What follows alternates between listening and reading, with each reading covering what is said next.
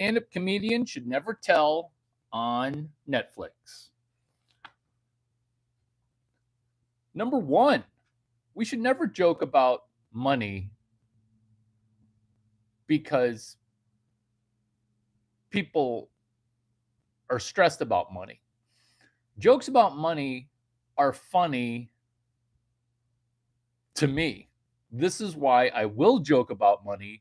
This is why every one of my routines talks about money. Because if you're going to be stressed about it, why not make some jokes and do a joke franchise? Larry, I don't want to come to a TED Talk, but I like your comedy.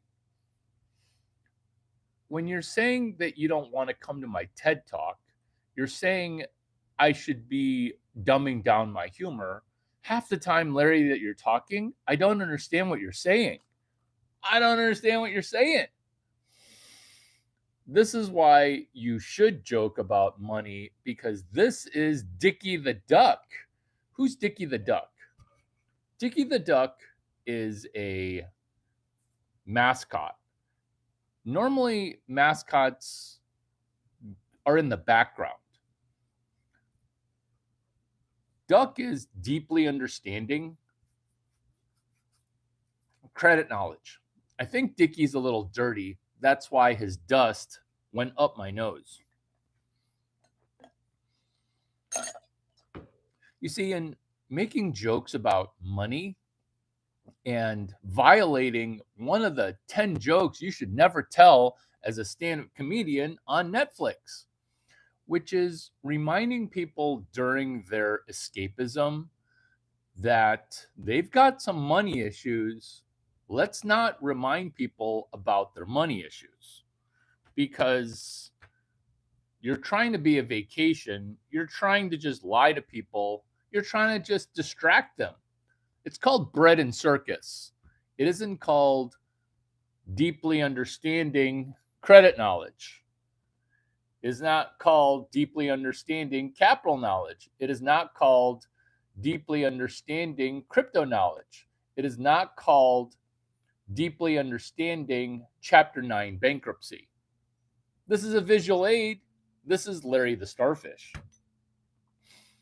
Because in making jokes about money, that's a taboo topic, we're actually delving into one of the 10 jokes that a stand-up comedian should never tell on Netflix, which is the taboo topic of what if this comedic session were to improve your financial status, financial standing?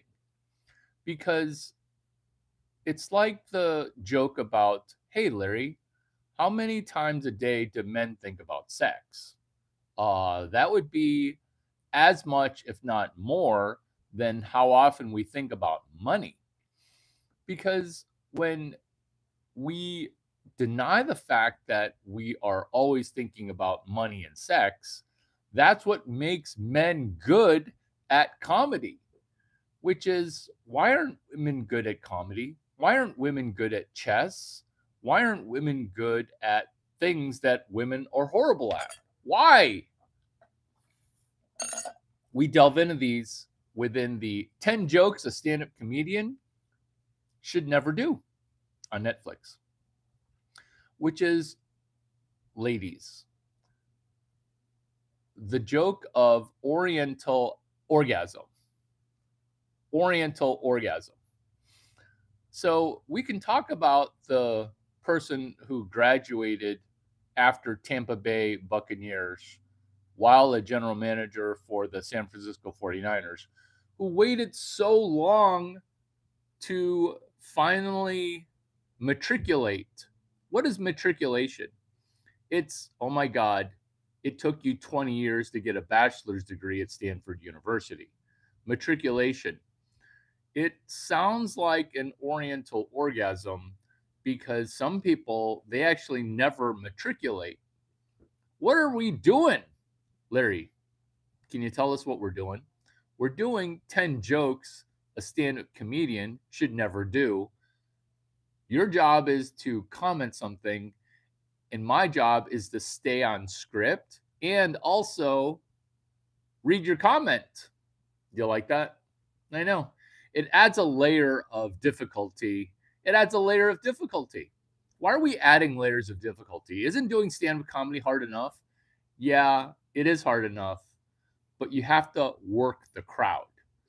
And right now, my crowd is all of a single digit number of people.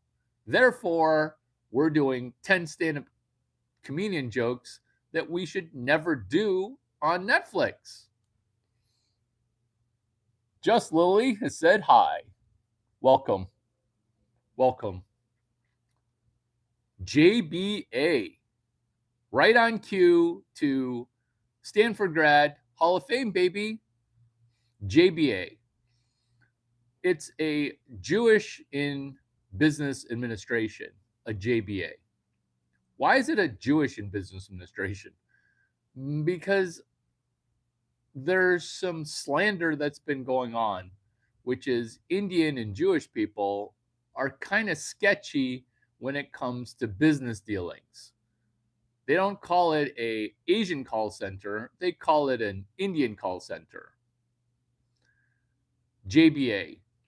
This is what happens when a certain member of a certain ethnicity signs you to a music contract, and all of a sudden on the back end, they're trying to do some shenanigans, messing with your starfish, messing with your back end with some accounting irregularities.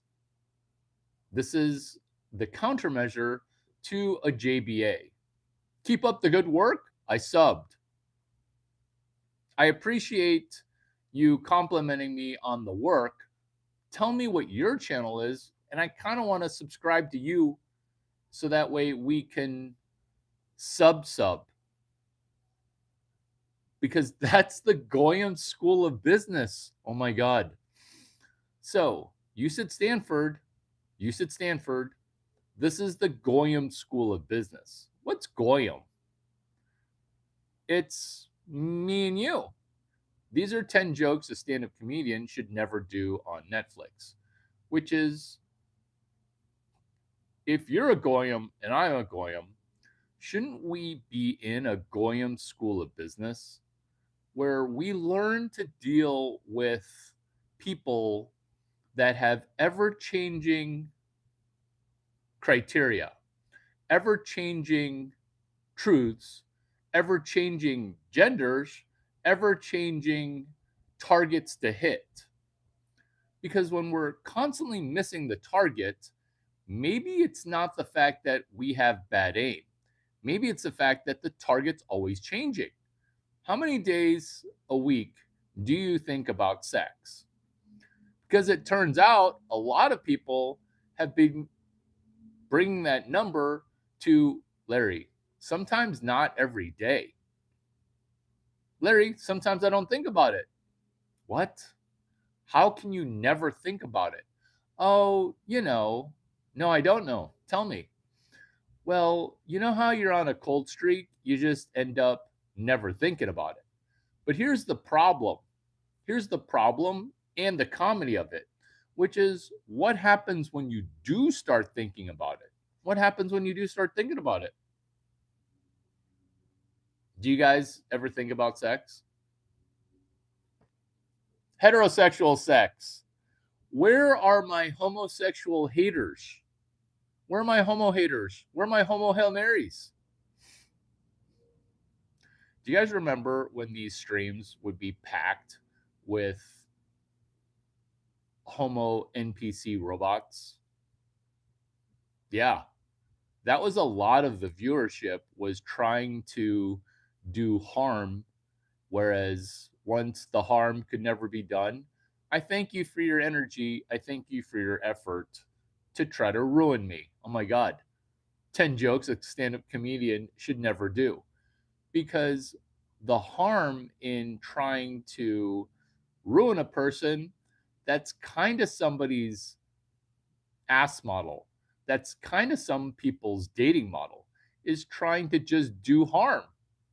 10 jokes a stand-up comedian should never do on Netflix.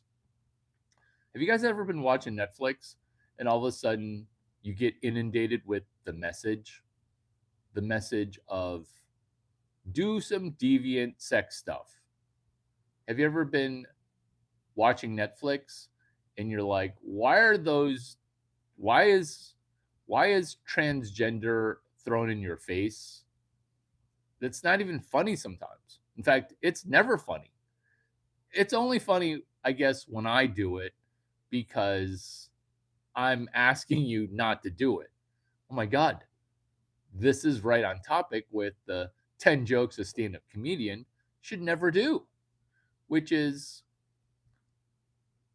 I don't want to watch during my downtime a video that is trying to encourage me to do things that are sexually deviant to me. They're not sexually deviant. I mean, they are to all people, but they are deviant to what I want to be watching.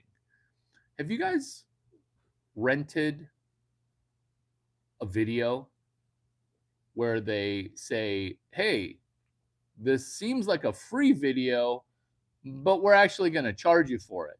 And you're like, what? Now I got to doom scroll my Amazon Prime and try to not accidentally spend $5.99 because they advertise the video as included in your Prime membership. And then now you've got to figure out if you've got to be baited and switched into, would you like to subscribe for this brand new video platform? I'm a part of this video platform I'm trying to unsubscribe from. And you're soliciting me to do more? That's kind of like where you're watching a Netflix video and they're saying, hey, would you like to subscribe to some homosexual activity that you want no part of? That isn't even realistic. I'll watch it just because sometimes I'm with a person who wants to watch it. And I'm like, this doesn't even make any sense. And this is where we get into 10 jokes a stand up comedian should never do. The reason it doesn't make any sense, plot spoiler, is they're lying. Who's lying, Larry? That would be the homosexuals who are trying to sell you on homosexuality. Because at the heart of the problem, which is 10 jokes a stand up comedian should never tell you, is that they're lying about how they became homosexual in the first place. That's why none of the stories matter. What makes a story good? What makes a story good? I hate stories, but some stories that are good, I like. But why do we like stories? We like the hero's arc. We like the banishment from the motherland and then the arc to get back to a stage or step that was meant to be your destiny. And now you've got the hero's journey right out of Joseph Campbell. There you go. Because sexual transgenderism is not sexual decency. Exactly. 10 jokes you should never tell on Netflix.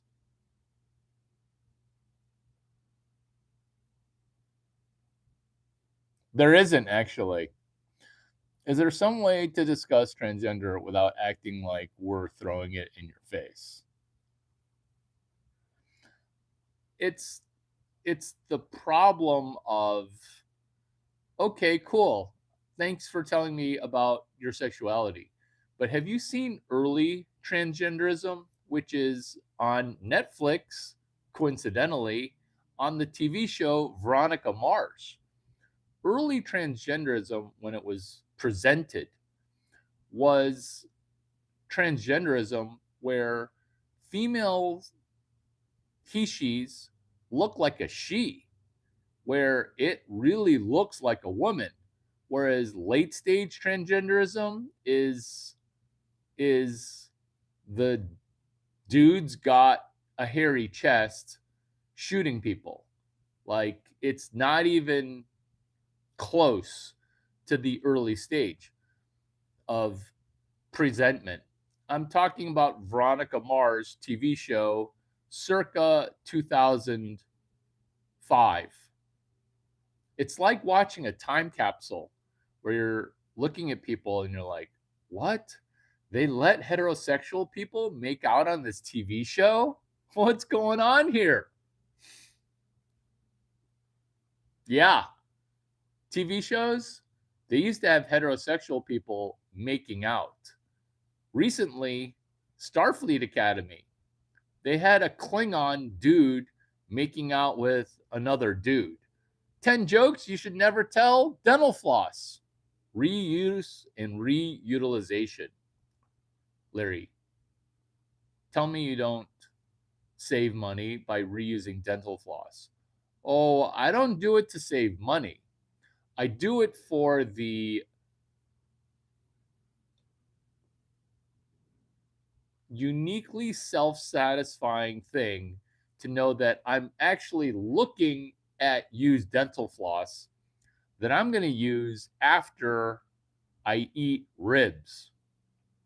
You know how like you're eating ribs and sometimes that connective tissue, it just gets stuck in your teeth and then you don't pick it out with your fingers because you're like num num num num num num num num num num num num num num num num num.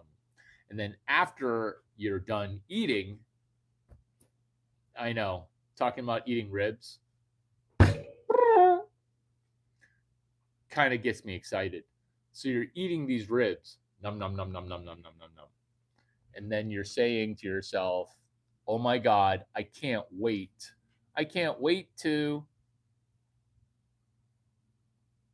use floss. I can't wait to use floss."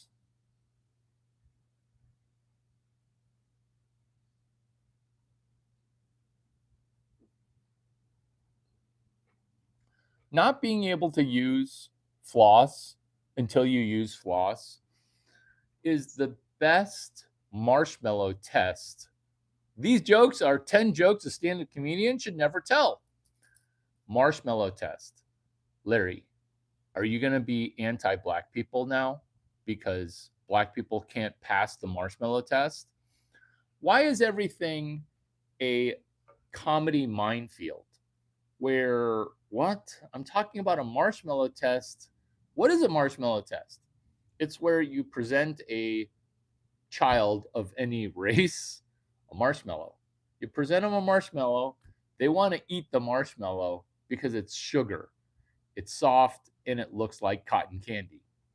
So you say to them, if you can wait 5 minutes to eat this marshmallow, I'll give you another marshmallow.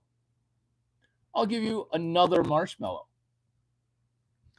This is the marshmallow test. And guess who passes the test?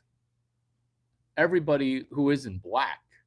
Because the black kid has no delayed gratification. Every black kid eats the marshmallow immediately.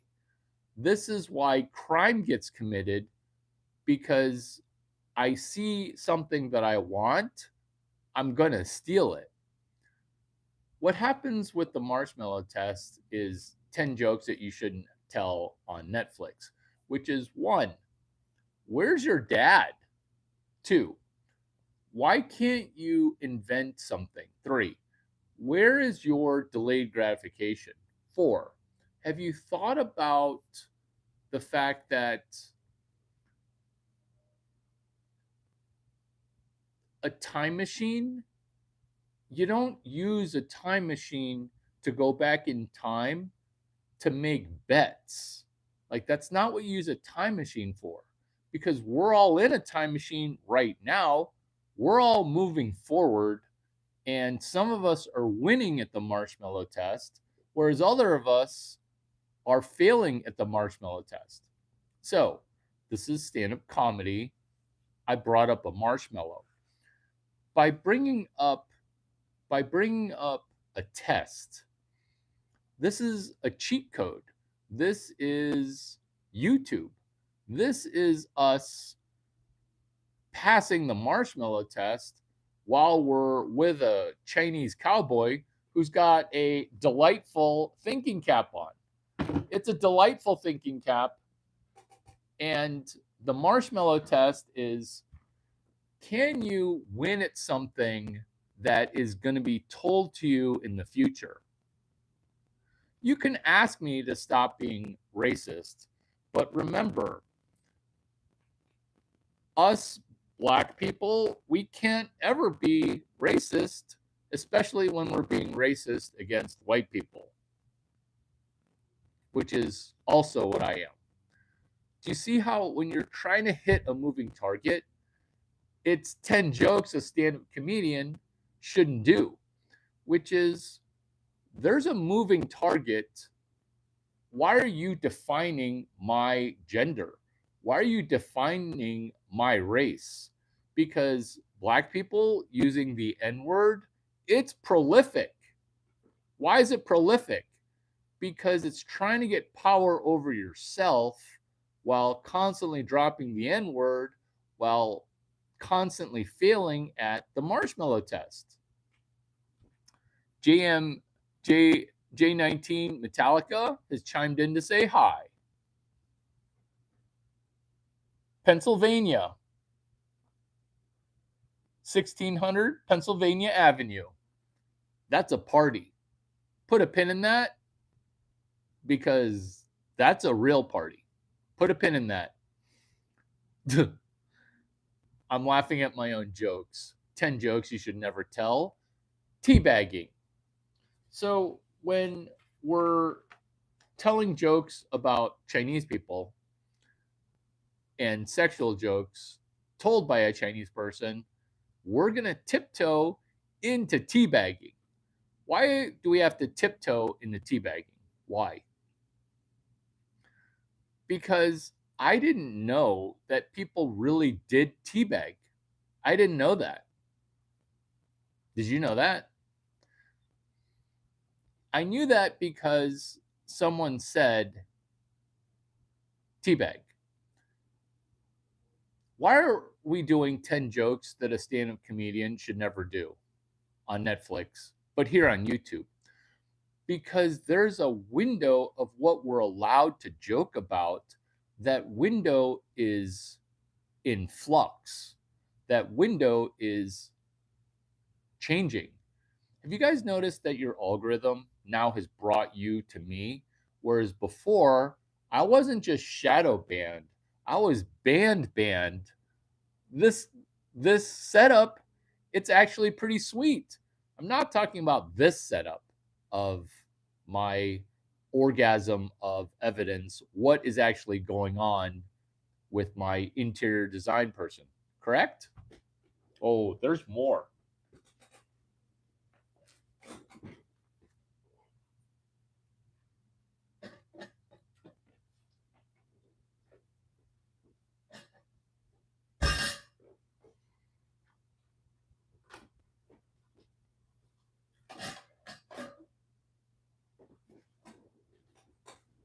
The setup, what we're addressing, isn't interior design setup. The setup that I'm referring to is the setup of what we're allowed to address even in stand-up comedy. And why is it that the most transparent news that is going on in the internet, why is it being dispensed by primarily comedians? Because prior to you guys jumping in here, we talked about the Goyam School of Business. We talked about a Jewish business administration, JBA, GSB. Why are comedians now the architects of truthful news dissemination? Why? Because these are the 10 jokes that you can't do as a stand-up comedian on Netflix that you all of a sudden can do on YouTube. I'm not going to say that it has to do with the passing, rest in peace, of Susan Wojcicki, but the window of what you're allowed to make fun of it's changing. The window and the topics are moving. So the window that I'm talking about, it's called an Overton window.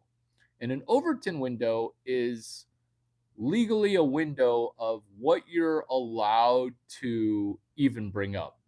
Do you guys remember when a certain pandemic was sweeping certain parts of the world and not hitting other parts of the world? You couldn't bring up valid conversations. You couldn't even make jokes about it, where the joke police would kill your account, kill your algorithm, kill, kill, kill. So, because of that dynamic, hey, we're going to 1984 this situation, George Orwell. What's 1984? It's a book that addresses a fictionalized society, and that fictionalized society, as a joke of all jokes, became real in the United Kingdom. What's a joke from George Orwell 1984? It's not even being able to address truths, the truth of what the government's trying to control as a message. You see, the historical moment that we're in right now is, let's not let the citizens learn from each other. Let's knock out the radio tower so that way disparate voices from the government who don't agree with the government won't get a voice. Cheers to understanding that these are jokes that a stand-up comedian should never do on Netflix, but are going to be rewarded to do on YouTube.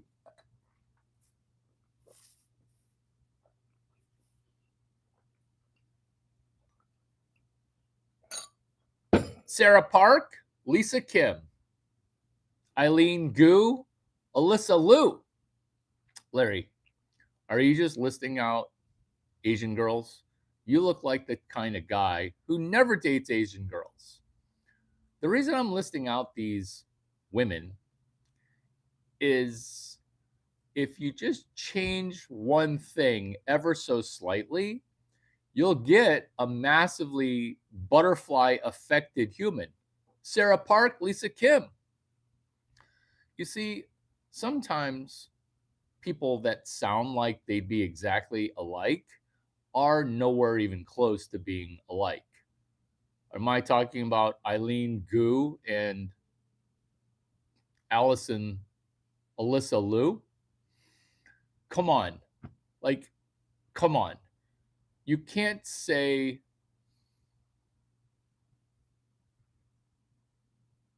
assimilation. You can't say assimilation fast enough. What's assimilation? That's where you meet a person with a cowboy hat and you're like, oh my God, is this Chinese guy the most American person in America right now? That's assimilation. Where have you seen that one Asian girl with the viral content where she's talking with a twang and she's trying to hide her twang? She's literally trying to not sound as hick. She's trying to literally not sound as hick. Is this one of those voiceovers? Is that one of those lip syncs? It's too good to be lip sync because she talks for 4 minutes in synchronicity. Sarah Park, Lisa Kim, Alyssa Gu, Alyssa Liu, Eileen Gu. When you change one thing ever so slightly, you're changing so many things ginormously. What's an example of this? I just gave you 4. Sarah Park, Lisa Kim, Alyssa Liu, Eileen Gu. When you change the college from UCLA to Stanford, you're also going to change a window. Not necessarily a window of what you can talk about, but the window of what you get to see and what you think you're seeing. What do you guys think you're seeing right now? What do you guys think you're seeing right now? Stop saying that Michael Jackson is dead because he sang a song that put him firmly into infamy. I had no idea. 10 jokes a stand up comedian should never do. I had no idea that those pedophile rumors about Michael Jackson were all conjured up. I had no idea. Who's the person in New Orleans who just got released for public intoxication and then he jogged directly back to the bars? We're talking about 10 jokes a stand-up comedian should never do. Shia LaBeouf. Thank you. Thank you. Shia LaBeouf. So the gold bars that we're hiding on a node called the Bitcoin ledger via a multi-sig wallet. Why would you even own gold? It's subject to a wrench attack. It's subject to 10 jokes a stand-up comedian should never do, which are Bitcoin jokes. Bitcoin jokes. Jokes about nodes.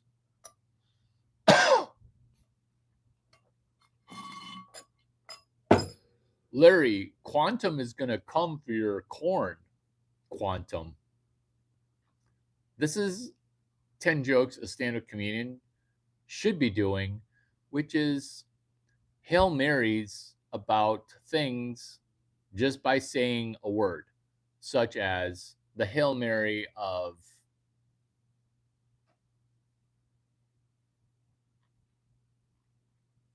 the 1933 Gold Reclamation Act. What is the 1933 Gold Reclamation Act? I was driving home yesterday, and this passenger coming next to me had a ventriloquist. He's from help. Are you a robot? Feels like that's the 10th time you've said that exact thing. Are you a robot? It's okay if you were a robot. Let's try to undo. Let's try to undo. Let's try to undo. Let's try to make you go from an NPC. Ooh, 10 jokes you should be doing on Netflix, which is the joke of we should make NPCs no longer robots. Oh, I like that. I like that.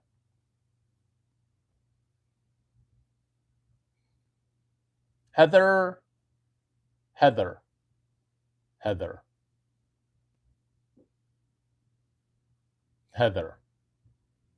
Do you like that? I keep saying Heather.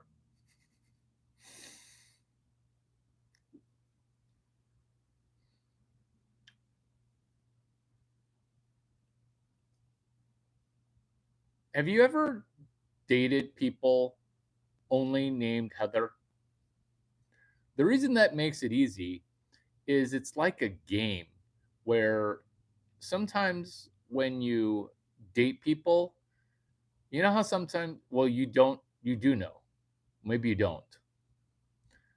When you're dating people, you sometimes pick the wrong people to date. But then if you pick people that have no reason to be picked, it might actually work out. What's one methodology of picking people? I think a pubic hair just flew into my nose,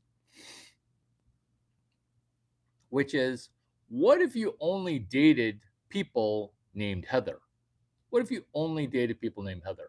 Where you get super excited if you're dating 3 Heathers to try to date 2 more Heathers.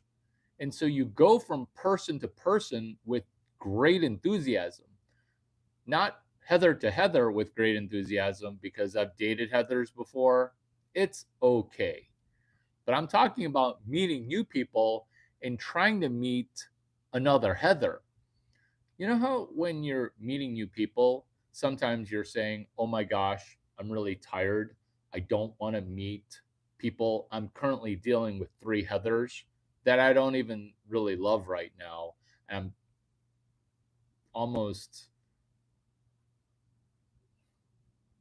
unenthused about our next interaction because you know that there's a breakup coming and you're just unenthused about it. But with new people, you're excited to meet new people because you're hoping to meet another Heather. Why? Because you're playing a game within a game, kind of like me telling jokes about what kind of jokes you shouldn't tell on Netflix. So that way I can get an HBO deal or or the deal that I've got that I can't leak out and announce quite yet because I'm dealing with Jewish people that might change my deal. It's actually a really big network. So that's why I go from relationship to relationship, not necessarily with any enthusiasm, because I kind of need to take a break from dating. But the game within a game is this game. It's called Let's This Weekend Only Try to Meet People Named Heather. Tailspin, I dated a guy named Jason.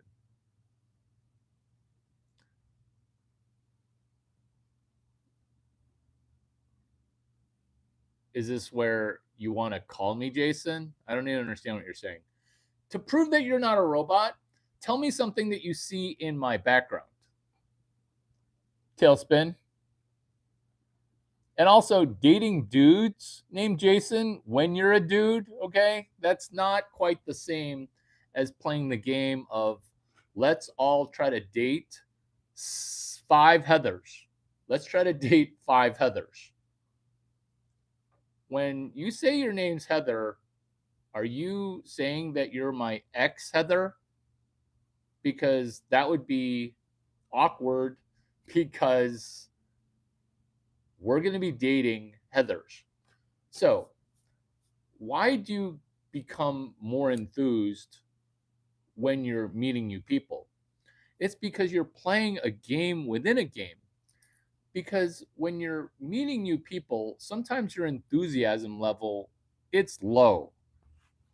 Do you guys notice that when you're meeting new people, you're like, the people in my life currently, they're not exactly disappointing, but they're not exactly, I have enough people. But then it colors your ability to meet new people because meeting new people, it's the lifeblood of us changing and growing. Maybe we don't want to meet new people because they're keeping us accountable. Maybe they don't want to meet new people because they're going to be saying things like, hey, Larry, when was the last time you got an STD check? You seem like a ginormous gigolo. You seem like a man whore. You seem super dirty. You don't seem skeezy. Maybe the ugly girl will tell you that you're being sketchy or being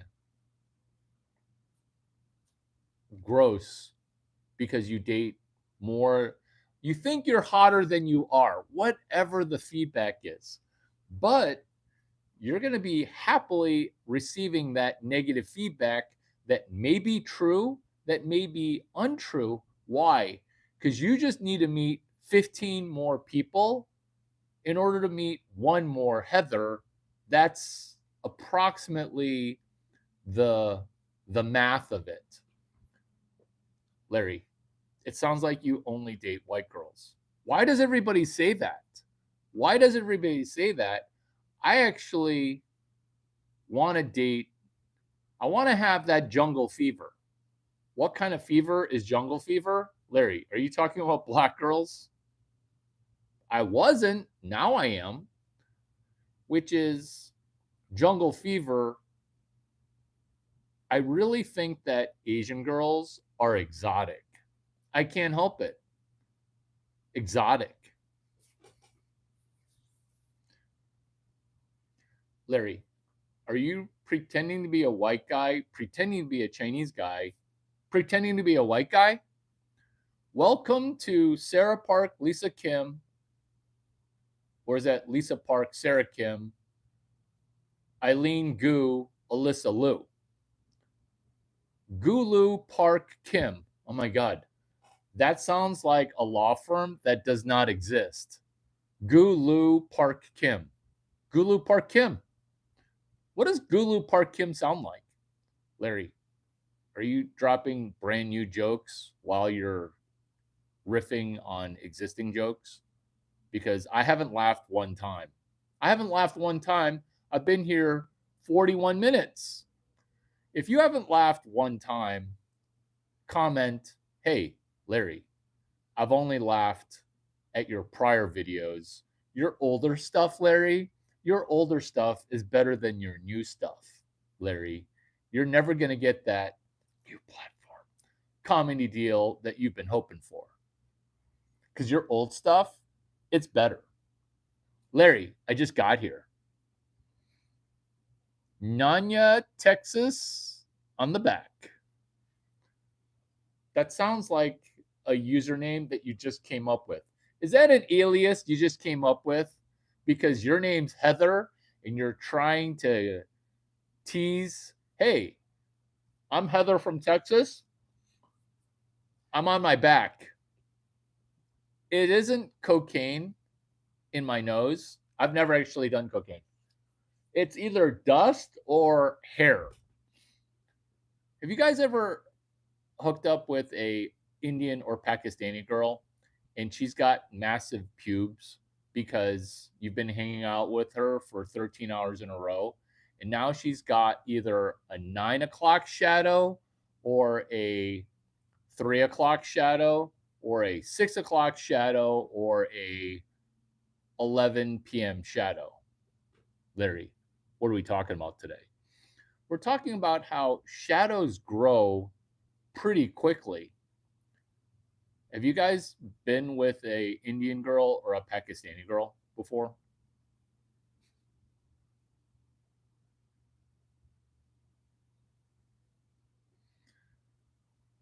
So this is the math. And I know this is 10 jokes that a stand-up comedian who looks Chinese, who is actually Caucasian and a cowboy, should never tell, which are math jokes. But I do dare tiptoe into that because I'm the vagina whisperer. I can talk to women about math. I can talk to women about math. I can make math funny. This is actually going to be barely mathematical, but I'm going to tell 7 math jokes starting with this one.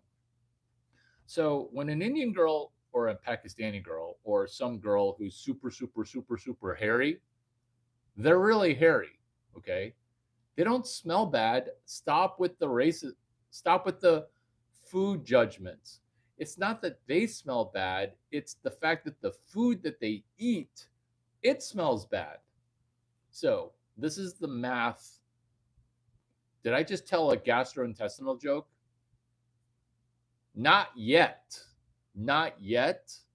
This is the math. So if she thinks that she's going to be meeting you up at 9 or 10 p.m., she's going to shave her cha-cha at 7 p.m. Do you realize that when a woman says, oh, it's going to take me like an hour to get ready, do you know why it takes her 3 hours to get ready? Because she's shaving her cha-cha and it's intricate. It's like shaving a bearded clam that has a beard. Where how many times have you shaved a clam? How many times have you shaved a clam ever? When was the last time you shaved clam? Right? This is what happens at 7 or 8 p.m. She gets done shaving at 8 p.m. It takes her about an hour. You can't just do it in the shower. What the F, Larry? Remember, we're talking about 10 jokes you can't tell as a stand up comedian on Netflix that we are telling right now. So by 8:30, she's done shaving her clam and she's going to be 40 minutes late. Is any of this funny? Oh, it's funny on hundreds of levels because this is then what happens. This is then what happens. This is then what happens. This message is held for review. This message is held for review.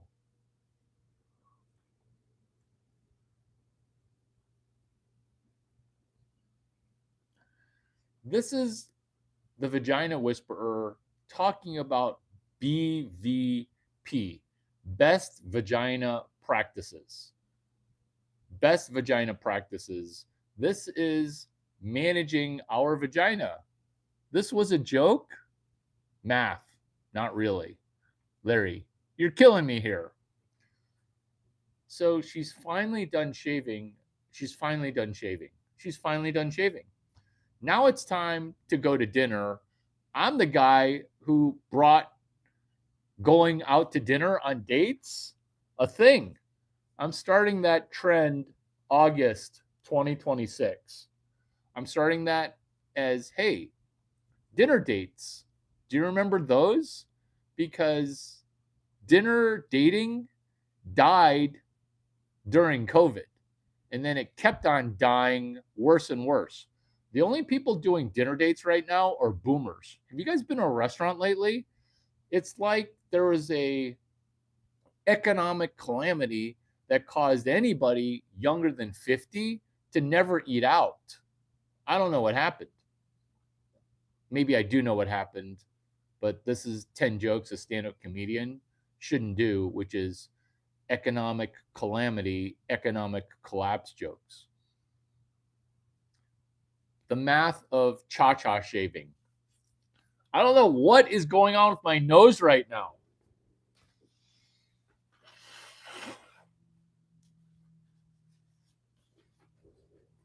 It's like score. Score. You saw that over the shoulder. You saw that over the shoulder. Offhand. I didn't even do it righty. I did it lefty. You saw that. You saw that. You saw that. So this is a talisman. This is a omen of good things coming. Because if I can shoot shots over my shoulder, it's kind of like a heat check for basketball. Larry, what's a heat check in basketball? You're telling, are you ADD? No, I'm speaking to people who are ADD. I am succinct. A heat check is where you jack up a shot. You jack up a shot and you're like, oh my gosh, this ball's going in so easily. I'm going to try to perform a more difficult shot. That's called a game within a game. I really like game. I really like game.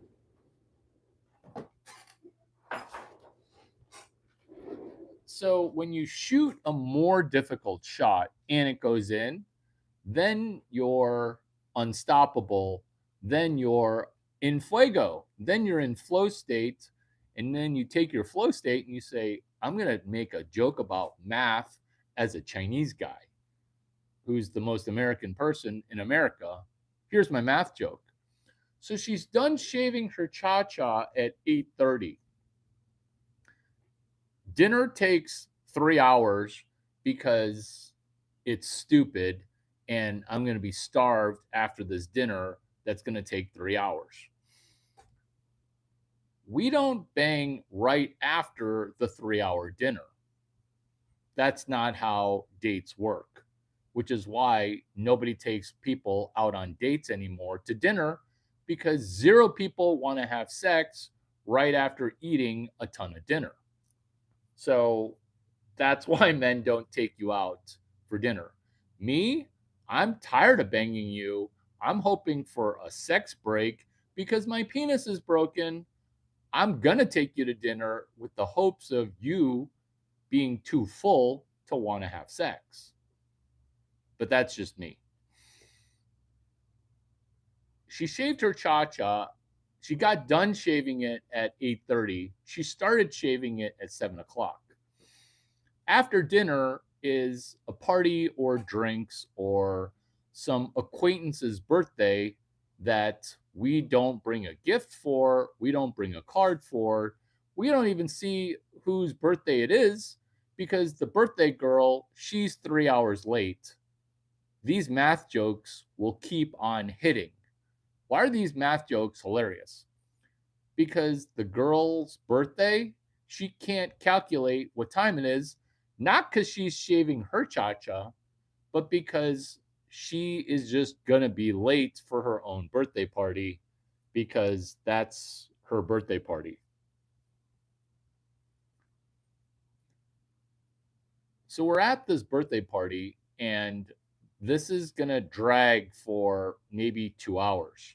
Remember, she shaved her cha cha at 7 o'clock. She got done shaving her vajayjay at 8:30. It is now after midnight.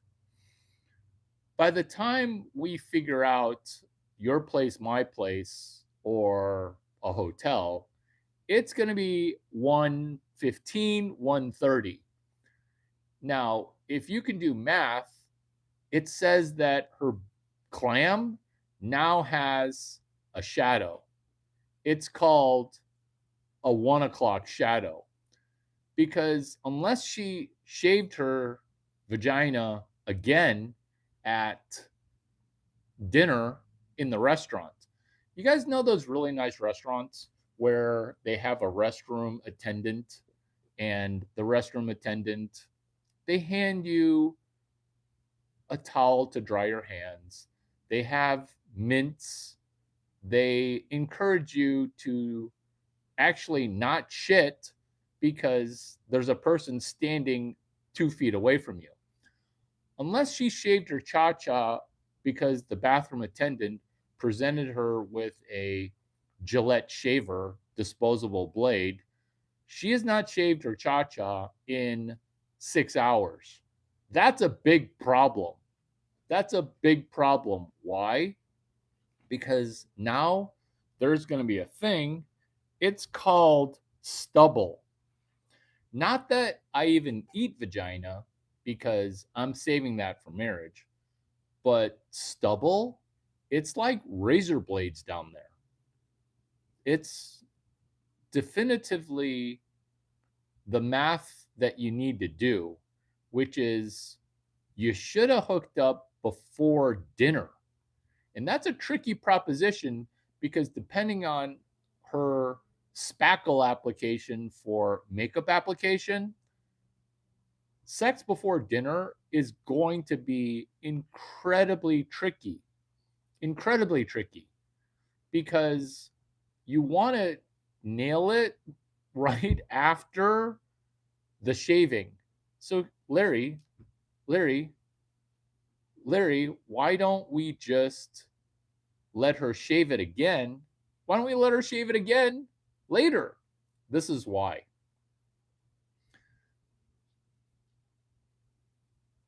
Because I lent a woman my shaver. She left her pubes on the sink. Hey, these are stand up comedian jokes that you shouldn't do. Don't blame the hater, blame the game. Don't blame the hater, don't blame the hater. It's not a shaving fixation, it's what happens when you exist in the world able to do math. So The reason that this is the 11th math joke that I've told, which is 10 jokes a stand-up comedian should never do, math joke number 12. Once you understand math, you understand when she says, "Oh, I'm going to be 30 minutes late." Because you hear, "Oh, I hope she's only 30 minutes late." What I hear is that her vagina is going to be hairy in 5 hours or 6 hours. You see, when you hear patterns, because I have this thesis, not a theory, I have a theorem that people don't want to know. Look at the comments here. I don't have a shaving fixation. This guy's a shaving fixation. Looks like my cha-cha is shaved too, buddy. I like that. I like that. It's a woman pretending to be a man, pretending to be a woman. Math jokes are so hot, right? I don't have a hair phobia. This is actually hilarious. Where is your work? Where is your work? Your eBay work. I remember everybody. In fact, if you subscribe, I do a rectal exam on all my subscribers because I want to know everybody. Cha-cha is better to be a MFing cat, like a feline, like an animal that goes to the veterinarian. It better be. Cha-cha. Is he high? Nope. Doing this video drug-free. Does it stink? No. Surprisingly, it does not. It's actually delightful. It has to do with diet. It has to do with diet. I want to be able to defend you. Are those blue eyes or are those contacts? I have a birth defect where my eyes don't have pigment. Well, at least that's what I was told. It's probably just it's probably just it's probably just it's probably just it's probably just that you're stuck. Dude, I'm Asian. I don't like basketball. Here we fucking go again. That's right, buddy. Math joke number 13. No cocaine, zero cocaine. This message is held for review. Move on from the vagina subject. It's embarrassing. Oh no. We're going to do 17 more vagina jokes and 11 more math jokes. Oh, vagina math. Oh, thank you. See? That's what people used to say. Fuck dinner dates. Larry, I'm going to be honest here. You sound like an involuntary celibate. Oh, thank you. Thank you. Because everybody loves the this is what everybody loves. You said involuntary celibate. Everybody loves something that they think they know about. It's like you're the first person to land on Plymouth Rock. Larry, other women aren't attracted to you. I'm attracted to you. Will you be monogamous? That is literally women's sales pitch. Larry, let me repeat the sales pitch because the jokes that you should not do as a stand-up comedian, I should do because I can tell a joke twice or 5 times over and over and over until you laugh. Why? Because it gets different every time I tell it. What same joke am I going to tell? Is it a math joke or a vagina joke? No, it's a involuntary celibate joke, which is this. This is female brain logic. It goes like this. Larry, You must be an involuntary celibate. I'm the only woman in the world attracted to you. All the other women, they're not attracted to you. Will you be monogamous? That's the second time I've told that joke. It's not a joke, it's just a truth.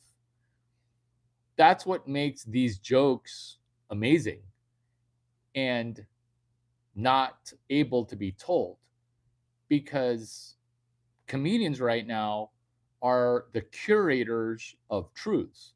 Every joke I've told you is 100.0% true. The bearded clam that has a 2 o'clock shadow, let's say you somehow miraculously manage to have sex right after dinner. Right after dinner. Her pubic hair growth has not grown that much, but now she's got a full stomach. When was the last time you had sex on a full stomach? Like, if women want to get dinner and constant dinner, women as a gender need to get super comfortable having sex on a full stomach. This is the whole, hey, you just ate food, don't swim, which is an urban myth. Because swimmers eat all the time and then swim. What is going on with pubic hair is, once you begin to do math, you'll constantly be doing math. Why? Because it turns out 90 to 99.9% of people never do math. The only math that people do is what is 15, 20, or 25% of your DoorDash or your food bill.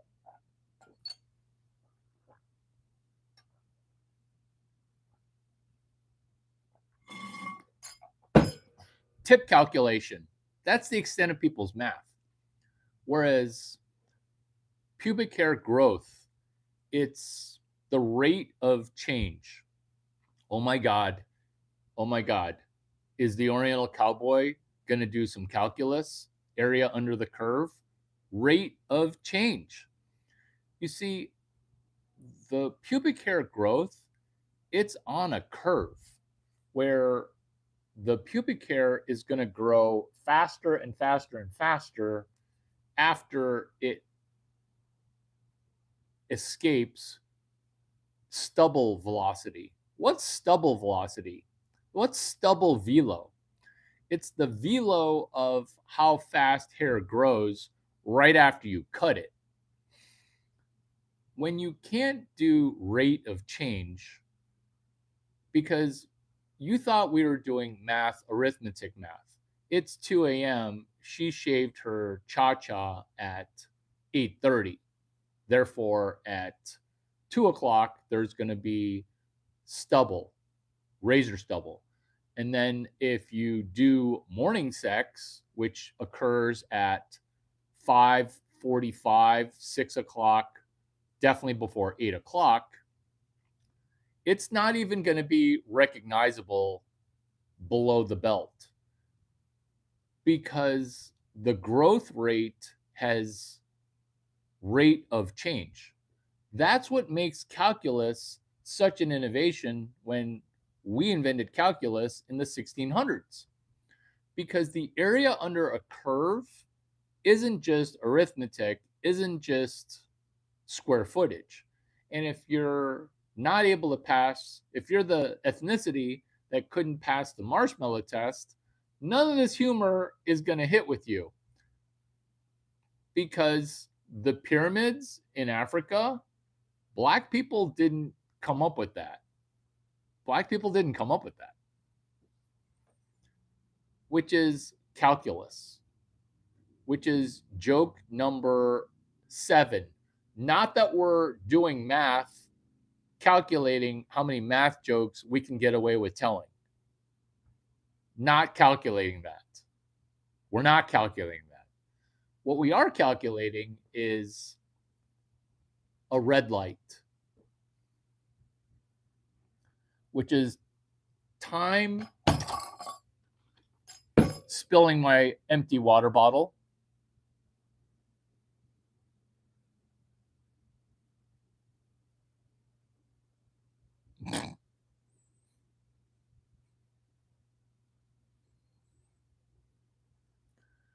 LOL, we have to be Asian in order to understand these jokes.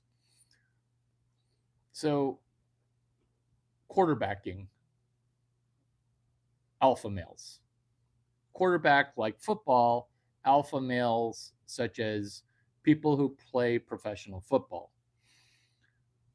The difficulty in football performance is having to calculate vectors of where people move. And I know that I'm just showing off right now by doing my 10th math joke that then tiptoes into physics. Why do we tiptoe into physics? Because NFL, National Football League, it's not just playing chess. Because playing chess is you have 22 pieces, I have 22 pieces. We can move one piece at a time. That's pretty slow. What if all the pieces can move at varying rates? That's rate of change. So this is comedy. This is comedy 10 jokes that you can't tell as a stand-up comedian on Netflix. 2 girls, 1 cup. 2 girls, 1 cup is girls managing 1 cup as they poo into it, eat it, pee into it, drink it. They're doing all sorts of horrendous things with this cup. 2 girls, 1 cup. Not that I've watched it, I'm just extrapolating because I will do the bathroom jokes, but I will not perform the bathroom jokes. 2 girls, 1 cup of knowledge. What if instead of eating and doing bathroom humor and doing things that shouldn't be done, such as 10 jokes that you shouldn't be doing as a stand up comedian, what if instead you did 2 girls, 1 cup of knowledge? What's this cup of knowledge? What's this cup of knowledge that I'm speaking about? The cup of knowledge that I'm speaking about is what if we didn't do out in where stuff should come out of our butthole and never should be put into our butthole? And what comes out of our butthole should not be consumed into our mouths. And I know I'm saying super obvious things, but to other people, it's not obvious. This is 2 girls, 1 cup of knowledge, where instead of the visual attention getting of a woman at a music festival who discovers horse droppings, because at certain music festivals, to prevent the pickpockets, there are law enforcement officers, local Leo, patrolling the grounds of the music festival on a horse. These horses will poo, and the poo hits the ground. Have you been to a music festival where the woman covers herself with horse droppings for attention? This is 2 girls, 1 cup, but at a music festival, this is stand-up comedy that you shouldn't be doing, which is I understand why she did that. Do you understand why she did that?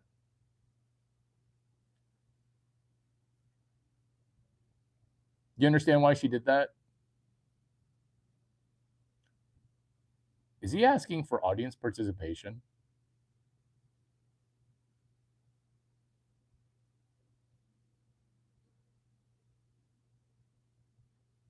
Do you understand why women do things for attention, such as poop, poop play?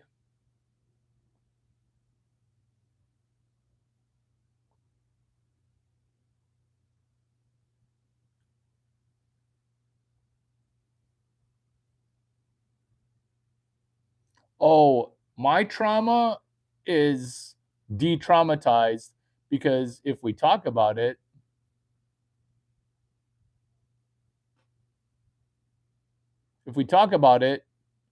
it's it's therapeutic.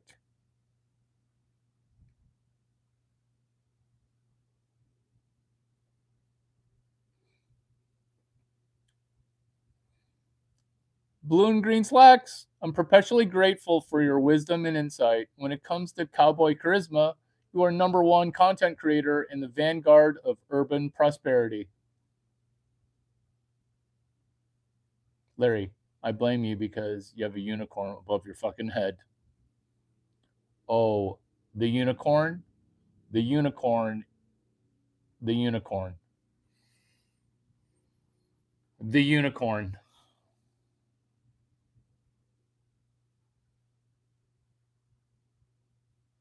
I don't even understand what you're saying.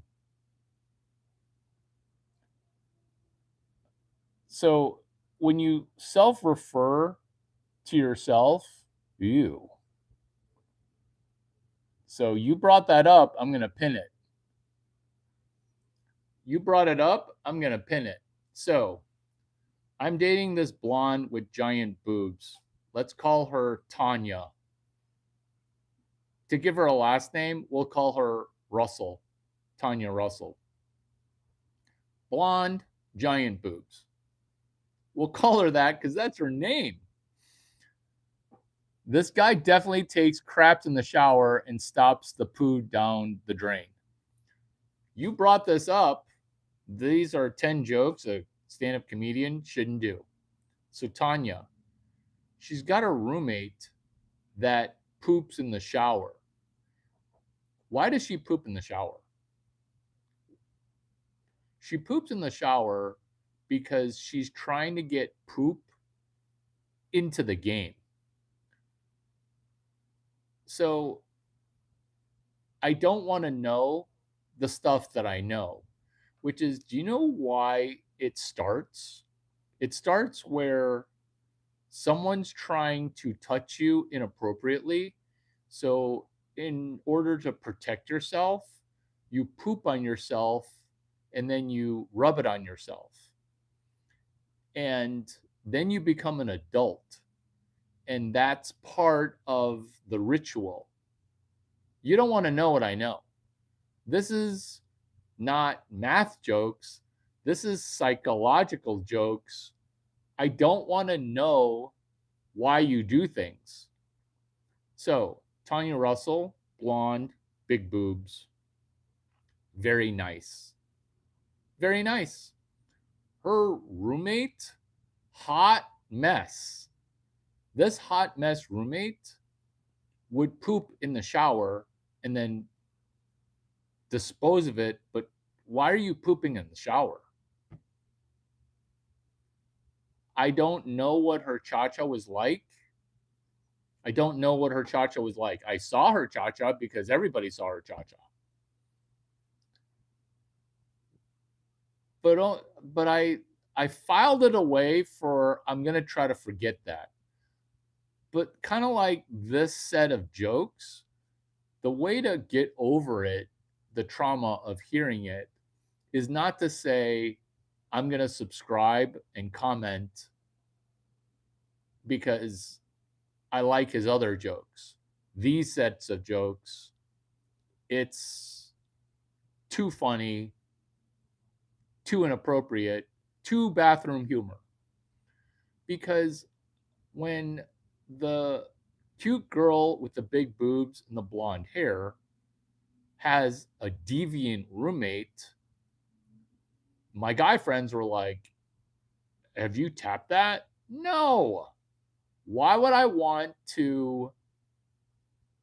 Yeah, you don't want to. Have you heard? Yeah, don't feed the beast. Don't reward that behavior. But it's stuck in my mind where I'm like, you're pretty good looking. Why are you pooping in the shower? Why are you dropping a deuce and then playing with it? I figured it out later when I was on a YouTube live. I figured it out later on a YouTube live.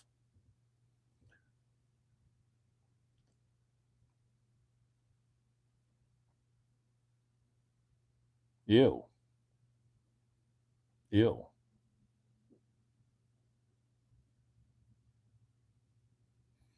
So I'm on a YouTube live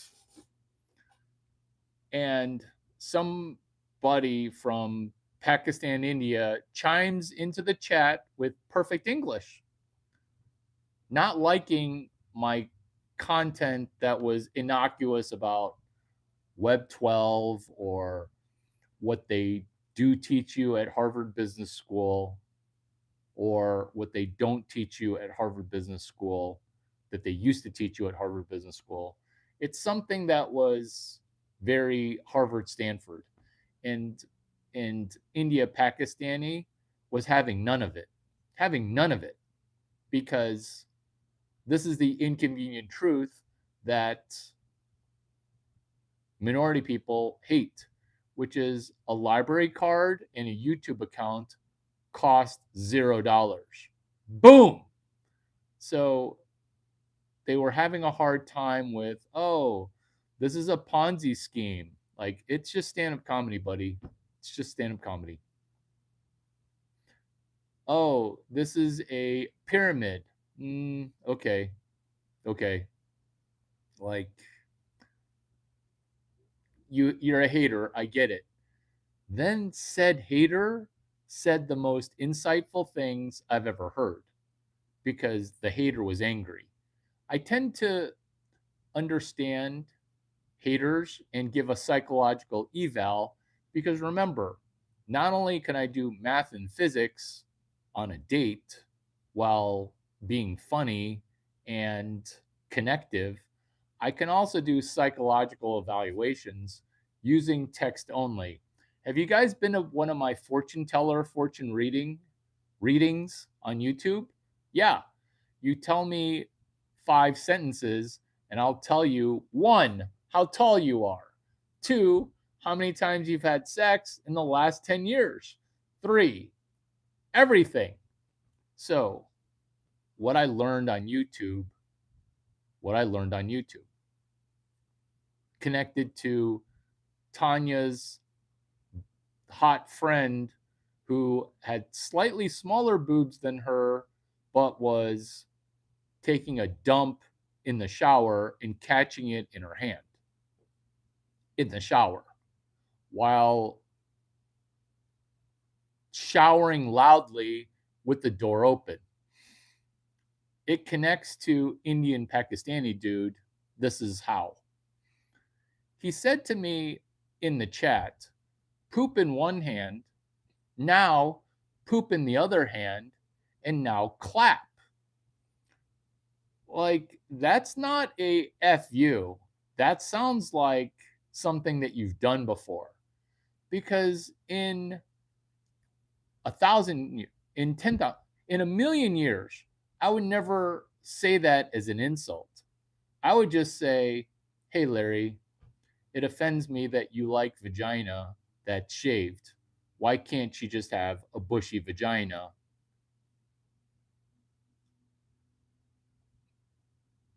Why can't she just have a bushy vagina? Or, ew, Larry, you like shaved vaginas because that's like a little girl vagina. What? What? No, no. It's just that's what American women do is they shave all of it where there's completely no pubic hair. So that's how I would feedback another comedian That's how I would give feedback, is I would just say something that wasn't poo in one hand, poo in the other hand, and now clap. I'm like, who would say that? And then it dawned on me, the blonde with the big boobs, her crazy roommate that would shit in the shower. It has to do with, when was the first time you shit into your hands? Because you would only do that if you were desperate for seemingly deviant behavior. But what if that behavior to you was the most normal thing that you could do? Which is, you're using it to protect yourself because there's an adult who's trying to do things to you, and you've thought of every way that you could as a little kid to protect yourself.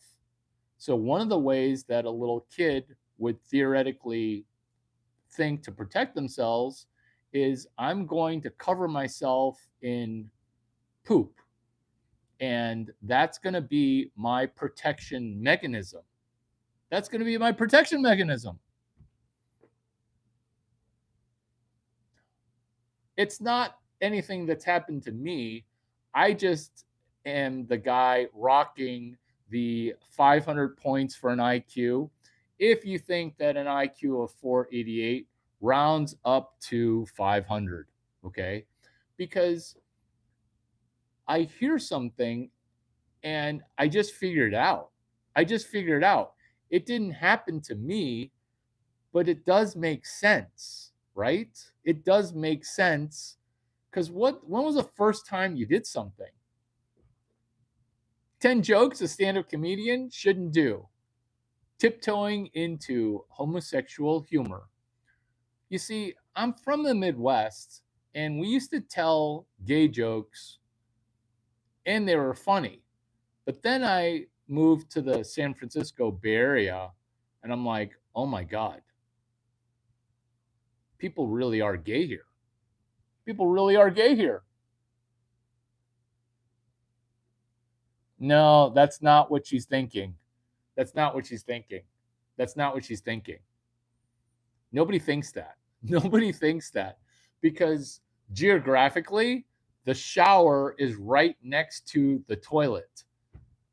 Even if it's diarrhea, which I never have because gastrointestinal, which goes towards bathroom humor.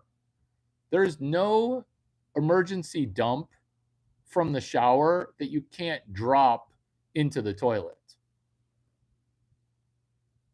It is a hacker man mask behind me. It is a hacker man mask, because financially, I am him. You can say wannabe white man, or you can say this: 10 jokes a stand-up comedian shouldn't do. I know I'm doing reverse chronological order, but I swear if you commented something during that tirade, I will get to your message. But this locksteps with the script that I wrote. Yeah, I'm actually working off a script, which is 10 jokes a stand-up comedian shouldn't do. You shouldn't be a Chinese comedian born in America as the number one American, converting Caucasian people into doing Asian shit. Have you met a French dude? Oui, oui. I think that you are very good looking. No? You are an American? Yes. So when dudes talk like that, panties drop. Panties get wet, and then they get dropped. So I asked myself, why not get a voice coach? And I don't need a voice coach to sound French, because I can do that naturally because I'm fluent in Francais. What I need is a voice coach to do a Chinese accent, a Chinglish accent, because my Chinese accent, I can do it one way, but not both ways, which is I can do an American accent in Chinese because that makes Chinese girls horny. It's like where you see the Caucasian guy and he speaks a little bit of Chinese. This Caucasian guy, he speaks a little bit of Chinese. And then people say, oh my gosh, he knew 3 sentences in Korean. He's fluent. The fluency bar is so low when you look like a round eye. So, what I'm trying to do, which is comedy that you shouldn't do as a stand up comedian, is you shouldn't try to get Caucasian girls to do super chinky things, such as, hey, will you wear a qipao? Hey, will you learn some Chinese? Hey, will you do some Chinese thing? Haha, I got you to do some Chinese shit. Because getting girls to do Chinese shit, such as, oh, will you use eyeliner to make your eyes super chinky? Like, would you do that for me? Every girl does stuff like that because every girl is a vessel waiting to be filled. That's not the challenge, okay? That's not the game within a game of, haha, I got you to be slightly Chinese. Caucasian people, Caucasian women, they love Chinese stuff. In fact, when I was a little kid, Chinese people who are Chinese curious, they'd be like, what do you eat at home? Can I come over to eat dinner? And I'm like, we eat food. They're wanting me to say, we eat Chinese food. And I didn't really understand that because we had a super Caucasian family that would rarely eat Chinese food at home.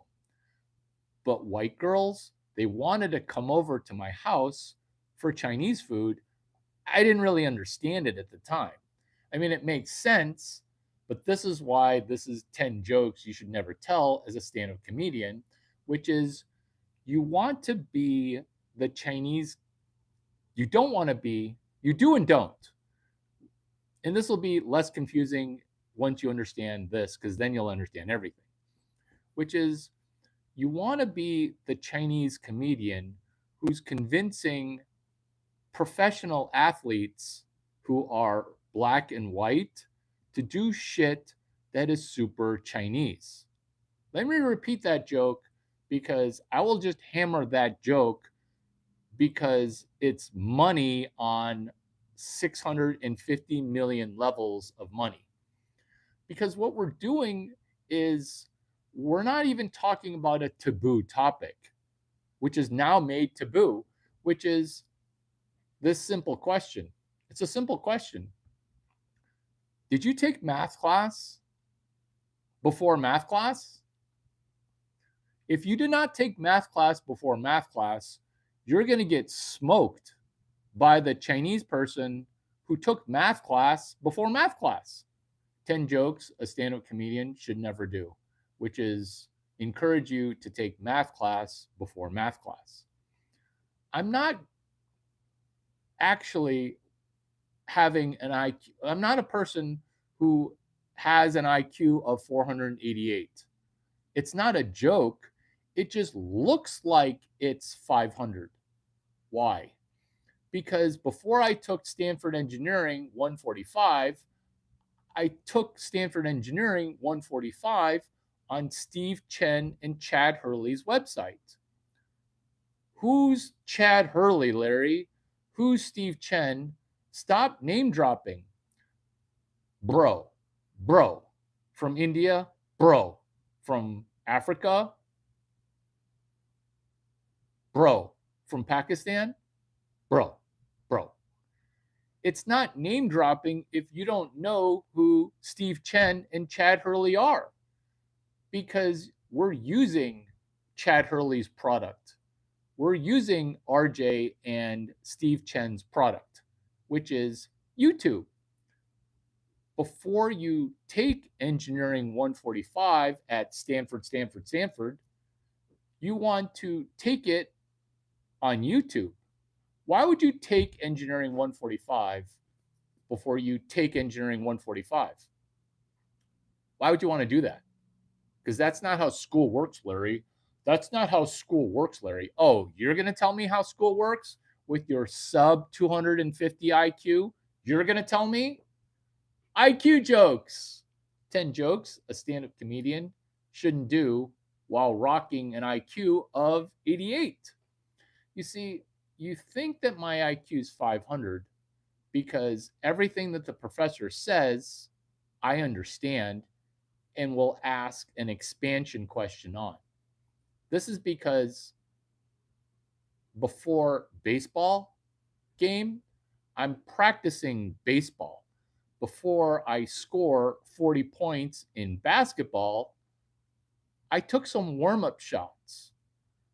This is how everybody attempts to succeed at football, is not practicing football, hoping that they'll just be in the Super Bowl winning the game. That's not how math class or the Super Bowl works. Did I just trick you into laughing about being honorary Chinese? You see, the cowboy hat's distracting you. It's not a cowboy hat, it's a thinking cap. Because as a cowboy, you're going to need to herd cattle. But we're on the internet right now. We're not going to try to bring in doggies, aka cows. We're trying to herd cats, herd like wrangle, kind of like what an Australian shepherd does. Because think about that word, shepherd Australian. It's not even an Australian shepherd, it's an American dog. There is nothing more American right now than a Chinese cowboy.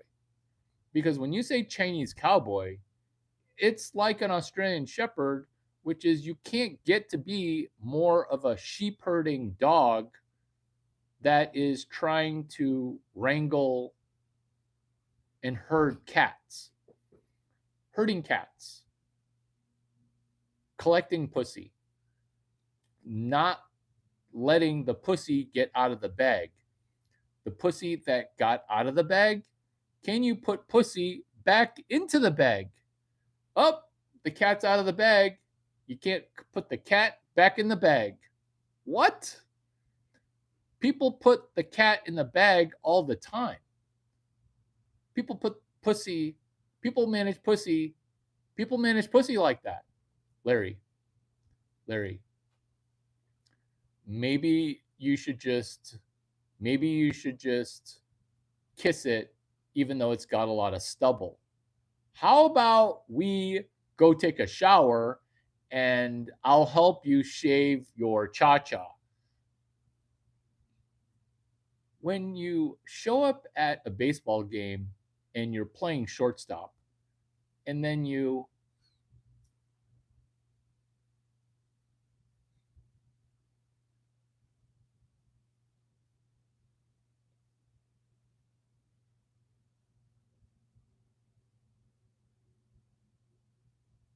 Kimberly, stop deleting people's messages. Kimberly, how are you? Welcome back. Me love you wrong time, $10 anything you want. I need a voice coach because my accent is only one way.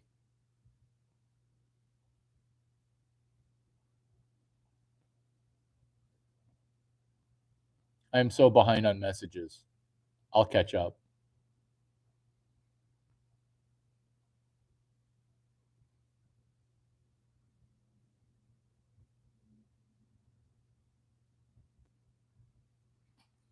Playing shortstop. When you play a DEI, defensively excellent infielder position known as shortstop, you practice at ground balls, for example, the one that hit my face. You practice at ground balls before the game. And when you I unmoderated I unmoderated the moderator. I unmoderated the moderator.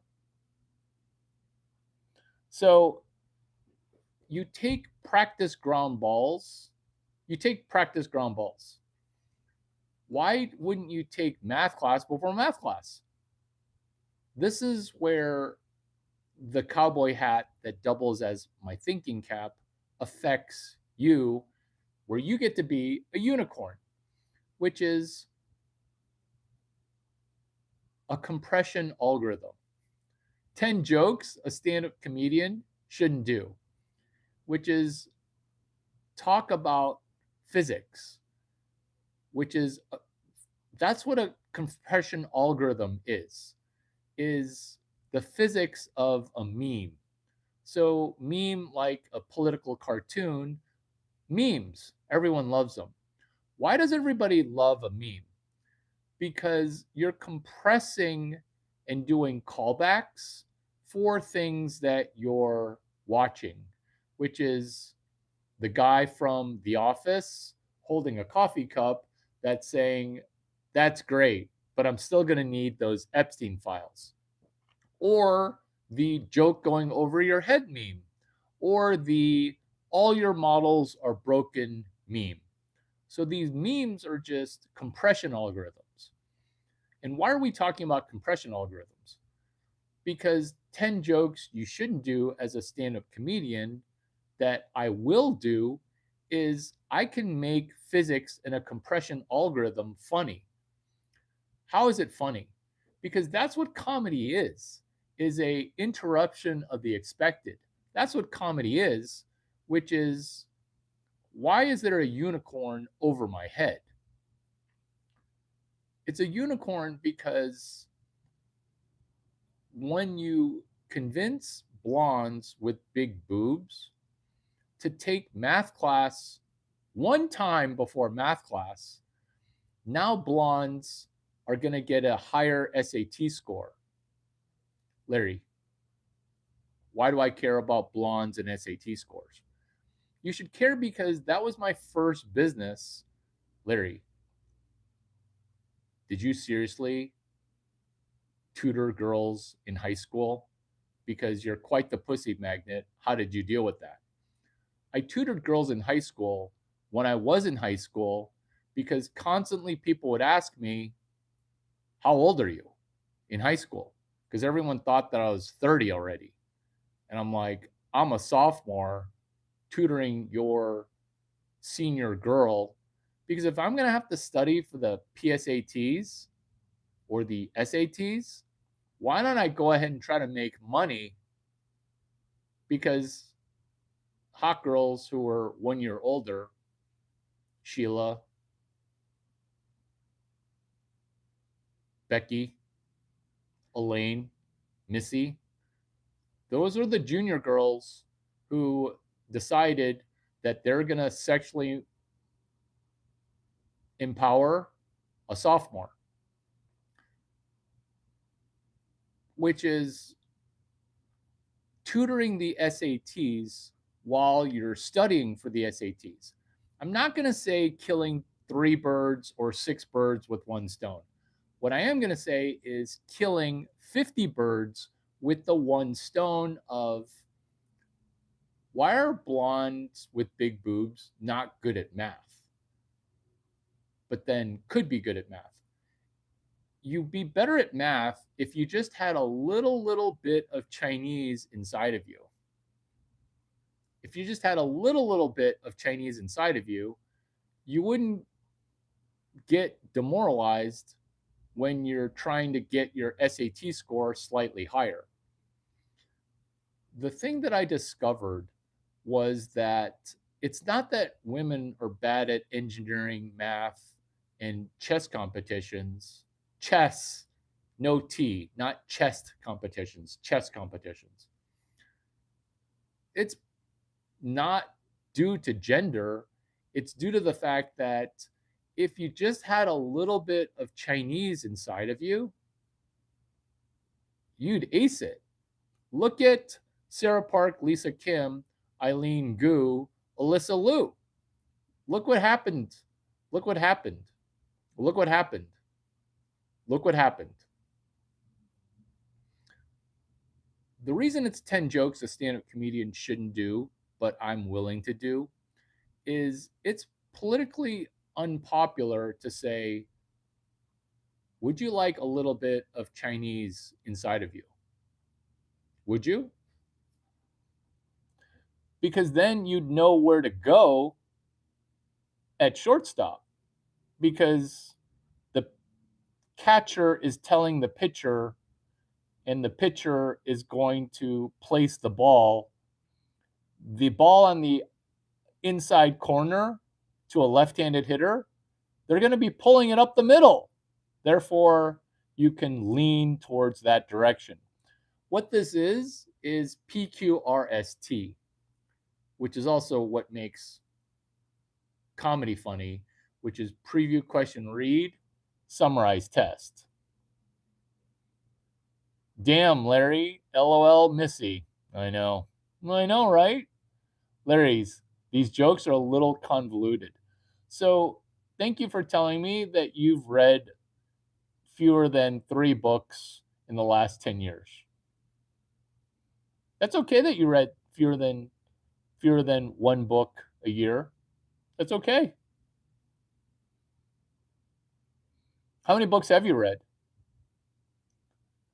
Oh, here's a better question, Sean Saunders, which is, do you have 0 Chinese friends?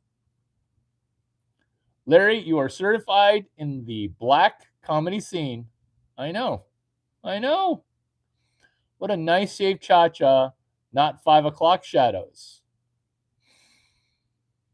I just tuned in. I guess you're a lot of trolls or something. My bad. Jester Hero, welcome. Kimberly, adding you back as moderator. I didn't do anything but hide vulgar comments. All the vulgarity I'm gonna need, because quid pro quo is funny. It's a callback. Oh, people love callbacks. CR, people love callbacks. Where's Brady? I'm looking at him. Larry is autistic, closeted, and self-racist. What a combo. You can throw out those Hail Marys. When heterosexual women call me homosexual, that means your vagina's wet. That means I made your vagina wet. And you think I'm going to say no. You know what? If you're a little nice to me, I'll say yes. Oh, nice. I'm back. Happy that you're back, buddy. Happy that you're back. I mean, it's obvious rage bait, but it's so good at this point being rage bait. It's believable that there's just a sad, hating dude just reading an AI script. When you say it's AI, you're telling me that I am too good to be true. Too good to be true. AI are just bad at what they do. What a problem to have. You don't think that? You're lying. I mean, it's obviously rage bait, but it's so good at being rage bait. It's believable that there's just a sad, self-hating dude reading on an AI script. The script that I'm reading is what you're dropping. This message is held for review.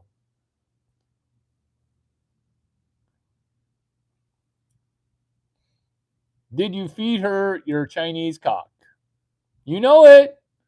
This dude's a genius. I gave him 100K and he got me 50K. That's not good math, bro. That's not good math. And you don't understand Web 5, Web 2, Web 4, which is you don't need money to make money.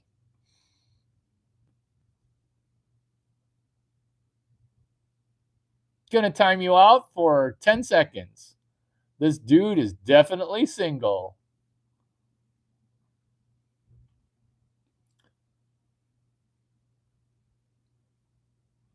Hero from China. I don't know if I should moderate you, mod you, or time you out. I'm going to do both. Maybe do both. This message is held for review.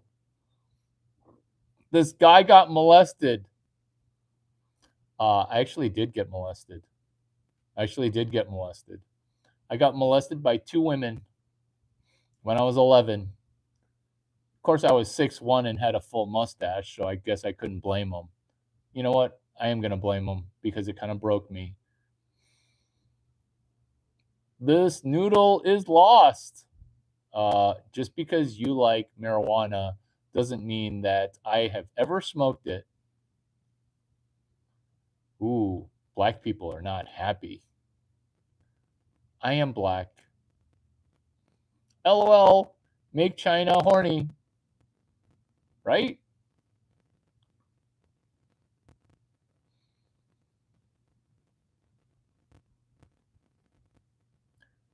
So, a genre of people that I feel sorry for are the sweet spot of females that I kind of like, which is I kind of like females that are kind of manly. And that's because if you're a female who's 5'11" or taller, people are going to think that you're a dude.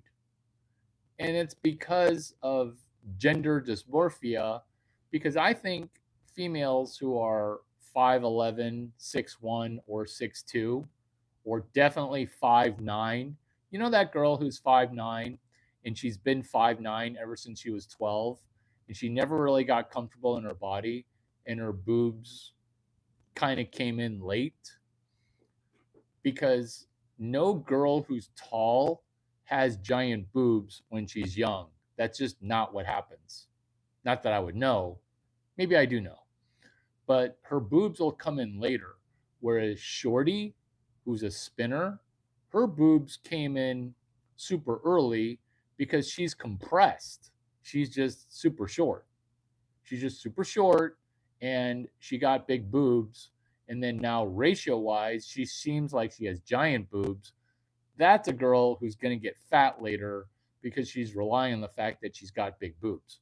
So I like the girl who's kind of tall and seemingly masculine, but that's only because other people have low testosterone where they're like, whoa, and they're short.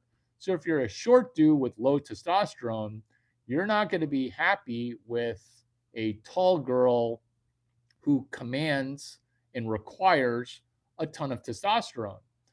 That's why winning right now, it's even easier because one, guys aren't cold opening, meaning you're not going to ask 15 women, hey, what's your name?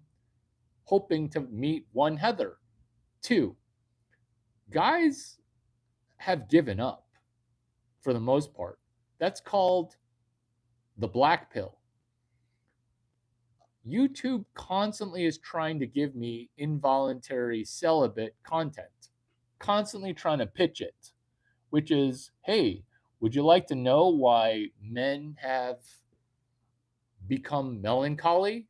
I think there's a username with a melancholy in it, where this is men pretending to be alpha males, sounding like women, sitting around in a coffee talk, where the coffee talk is a man convincing you to give up.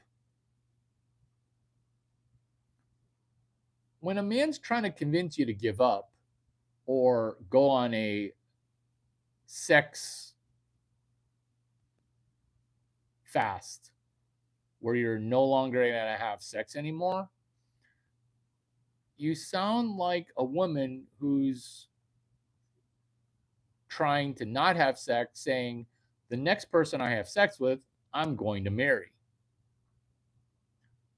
So when men try to give you a black pill and Jordan Peterson is firmly in the crosshairs because we're talking about 10 jokes you can't do as a stand up comedian.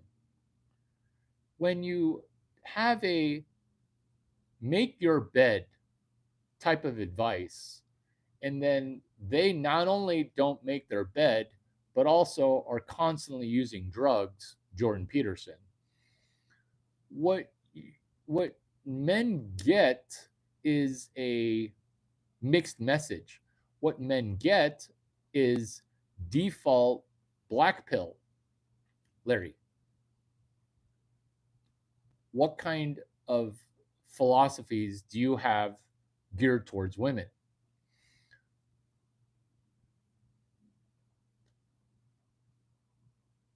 The philosophy that I have is told to you in 12 parts, 11 parts, 13 parts. You guys pick. Comment 11, 12, or 13 for philosophies on women. Oh, it's comedy still. Hold on to your butts. The vagina whisperer. The vagina whisperer. The vagina whisperer.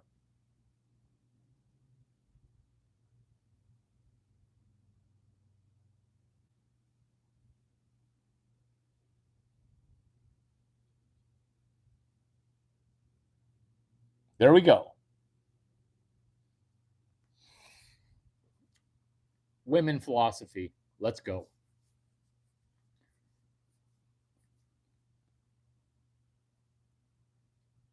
Number one, it's because the money's fucked up.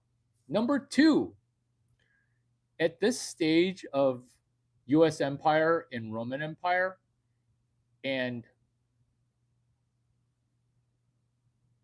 Weimar Republic, the German Empire, it's the same thing every time. Number three, women.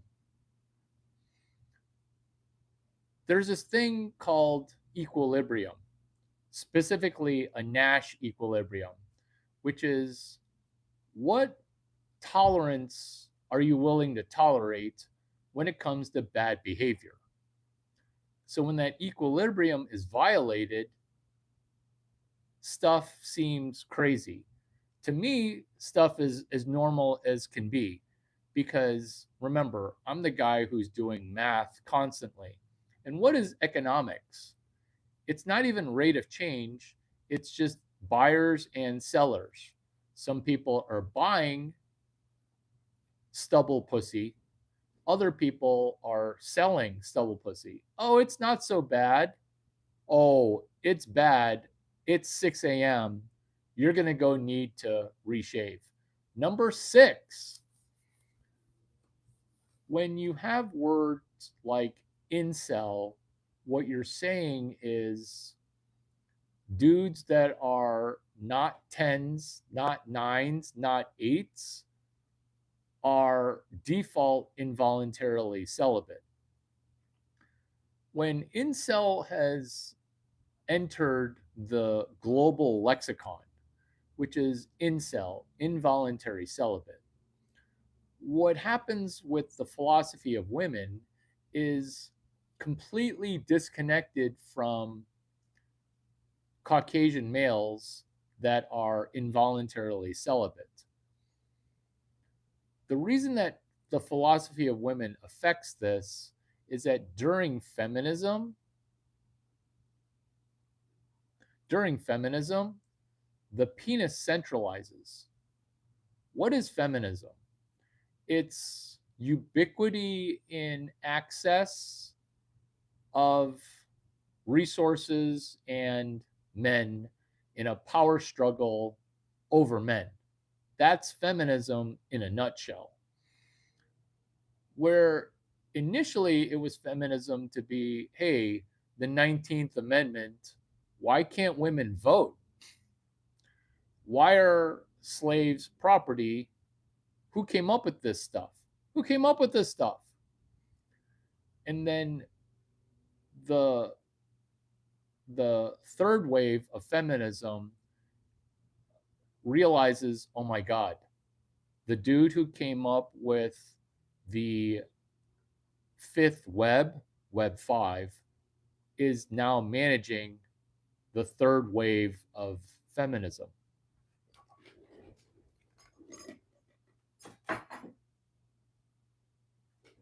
Cheers! Cheers to the people managing third wave feminism named Larry Chang.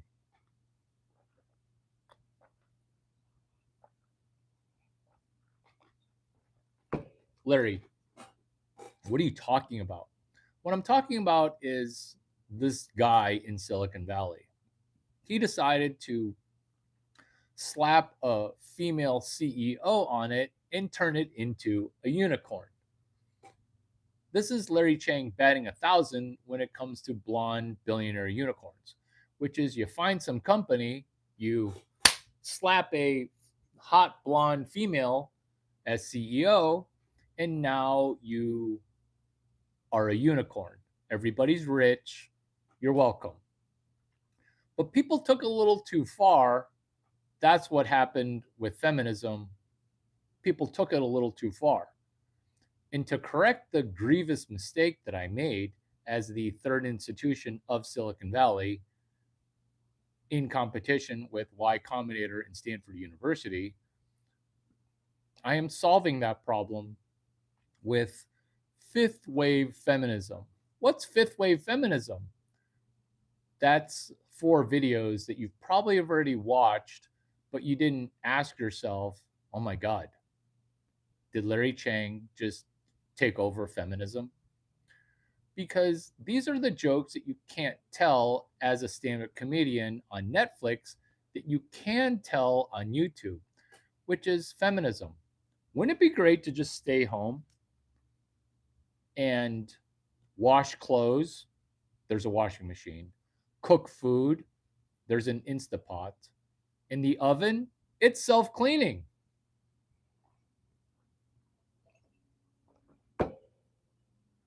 With robot taxis, you can send all 6 kids to go to piano lesson, figure skating, football practice in those self-driving taxis. Duck9.com. This is deeply understanding Chinese knowledge. This is deeply understanding capital knowledge. This is deeply understanding venture capital knowledge. This is understanding how to do a turnaround. Larry, are you Larry the Starfish? Who's based on that? Yeah, because we're turning around feminism. Look at how many people have called me AI, which is American intelligence. Oh, I'm supporting feminism too. I'm supporting feminism too. This is why the dick got centralized. But this is also why feminism in its future stage, which is fifth wave feminism, it's not second wave or third wave, which is broken. Because every time a matriarchal society has been tried, war is not eliminated. War just became ubiquitous, which is why every time a matriarchal society is tried, it dies.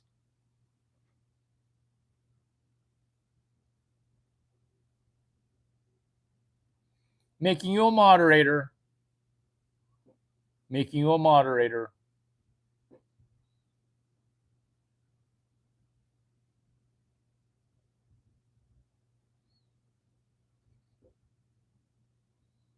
Making you a moderator.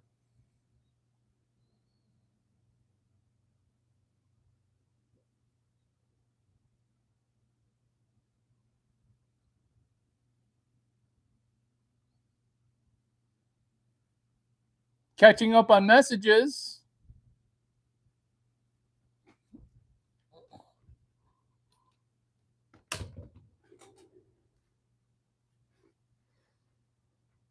Catching up on messages.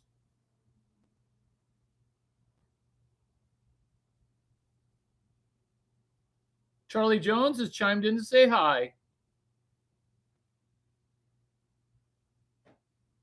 Sean Saunders, Larry the comedian. Welcome to Comedy Buddy.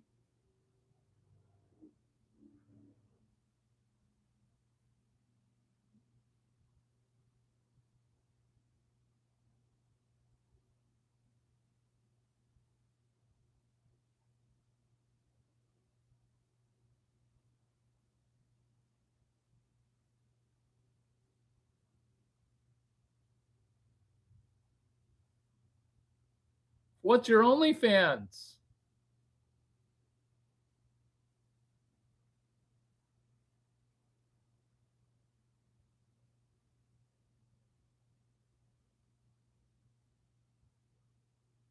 I love a shawty with giant boobs. Did I pronounce that correctly?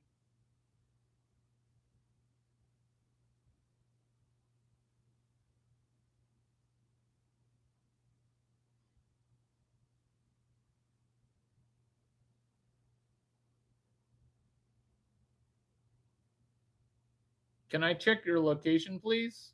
The fuck are you talking about? What in the world are you talking about? Tell me something that you heard that you remember so that way I know you're not. Here's Adam, what up? I am so behind on messages right now. The screen's only dark because I'm catching up on messages. Oh, nice, I'm back. I never knew you left. I mean, it's seriously rage bait. Magical Miss Mickey. Are you a man pretending to be a woman? Because I've been burned by that before. Burned, I tell you, burned.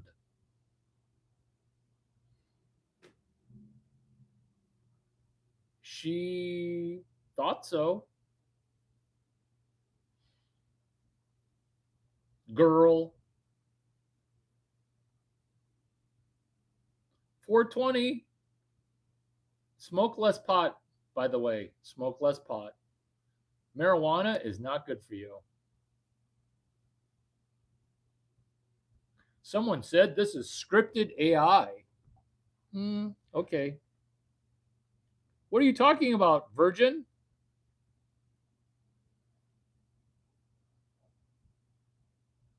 This message is held for review.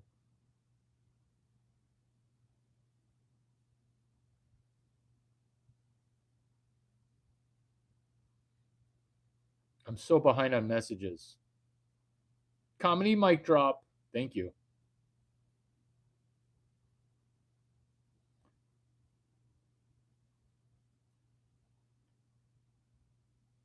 Hi from Dundee, Scotland. You look like Patrick Duffy, handsome guy. Thanks, buddy.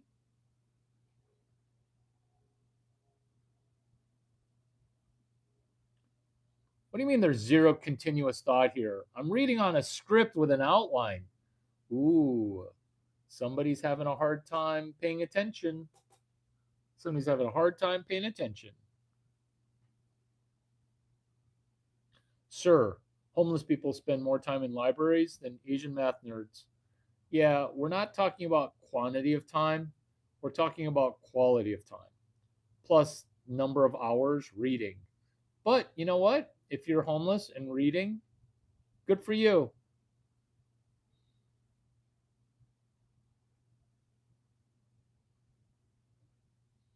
I actually believe this person saying this is AI. What have we become?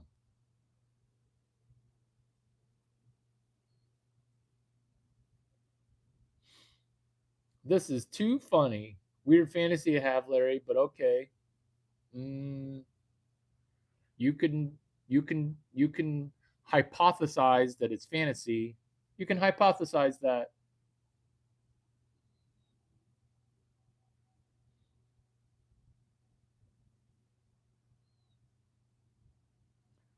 This is AI preloaded content.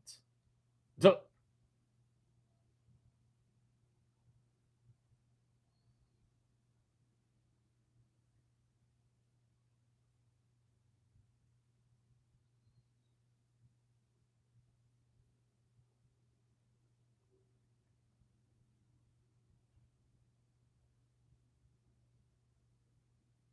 I cannot poop on command.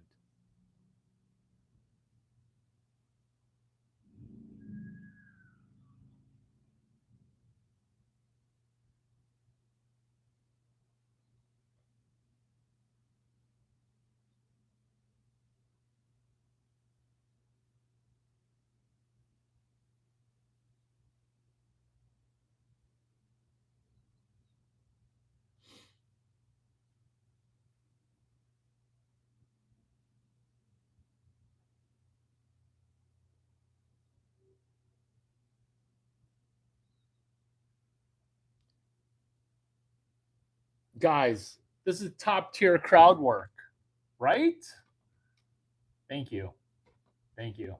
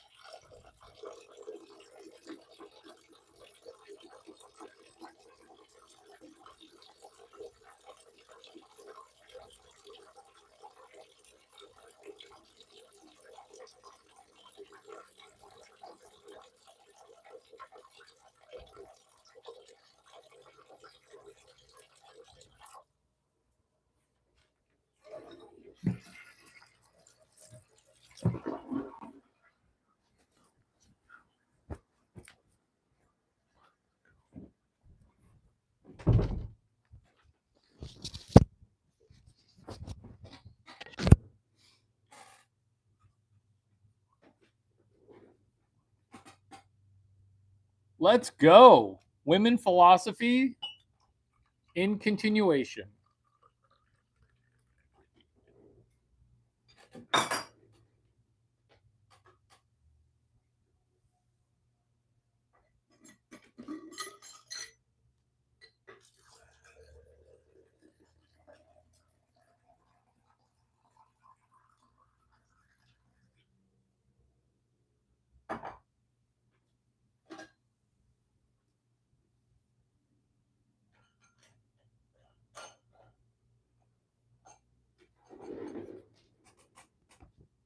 In continuation, let's go.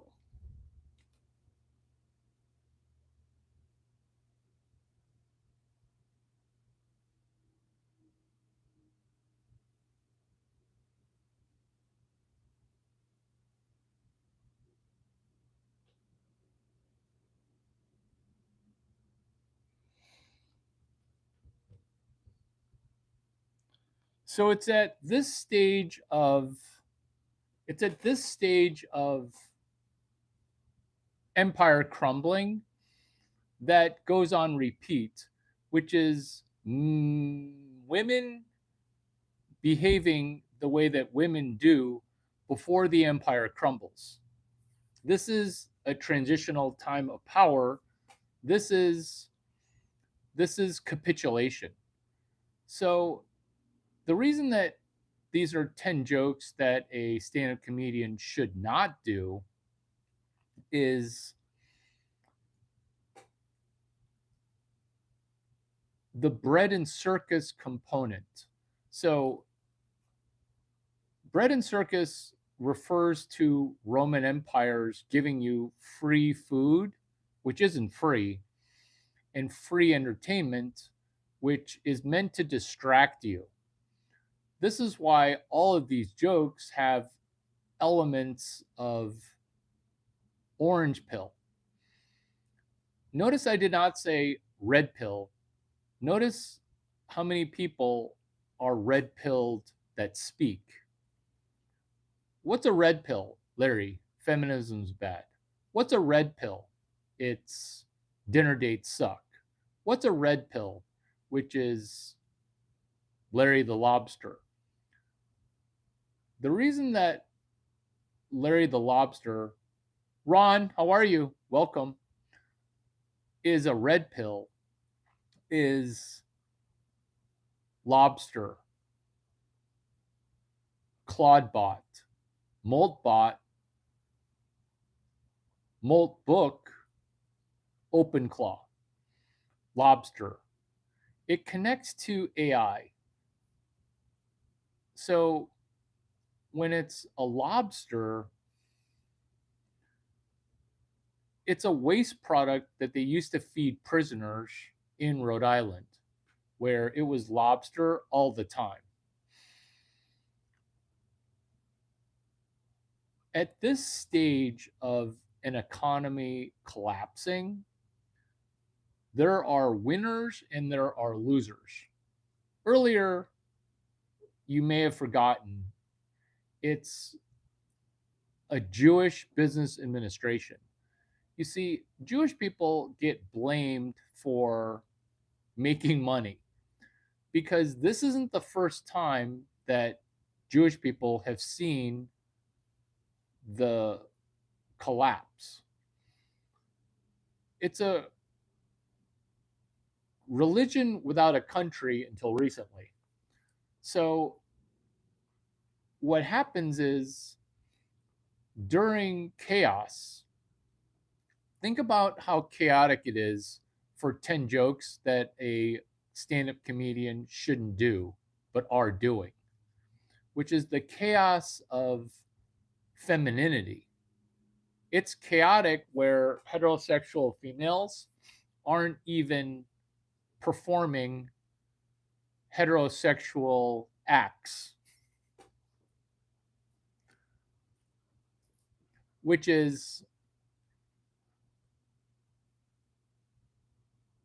heterosexual humor. The reason that you don't want to tiptoe into heterosexual humor is that it doesn't adhere to Netflix checkboxes. Remember, these are 10 jokes that a stand up comedian should not do on YouTube if they ever hope to do a comedy special on Netflix, which is you can't promote heteronormative behavior. This is why someone landed a deal with a comedy special on another platform, which is at this stage of the fourth turning, right out of Neil Howe, right out of Ray Dalio. See, this is similar to Richard Weiner, where the princes of the yen is not princess of the yen, it's the prince plural of the yen, which is all reading one thing, which is chaos, inflation. I'm not going to say that women don't understand inflation, but women, we're, we're on bullet point number 18 or 800 for women, which is not ever thinking about the Roman Empire, not really ever thinking about hyperinflation, just complaining that it's the patriarchy. Because it's something deeper it's something deeper, which is the comedy of this is not the first time that our historical situation is repeating. That's what makes this comedy funny, not just on 10 levels of comedy that you shouldn't be making, but it's funny on a million levels of we can actually benefit from this. What kind of benefit can we have from this? It's this. Don't be jealous that someone decided to invest in Bitcoin, gold, or silver. Don't be jealous because during hyperinflation, every time the people owning gold, they go bankrupt 3 times every 5 years. Why is that funny? It's funny because you haven't read the comedic book called Adam Ferguson, When Money Dies. Ray Dalio, Neil Howe, Larry Chang. We all know what's coming. That's what makes this hilarious on 10 levels. So, this is what's funny and actionable. Remember, we're talking about 10 jokes that a stand up comedian shouldn't do, which is what do you think is going on in the economy? And why don't you think what I think so that way what you think will never be wrong ever again? Cheers to never being wrong, seeming like we have an IQ of 488 when it's actually below 90. When it's actually below 90. Duck 9, deeply understanding capital knowledge. Deeply understanding capital knowledge. AI, women. Ladies, have you ever used AI to get a free vacation? Ladies, have you ever used AI to make $500? Ladies,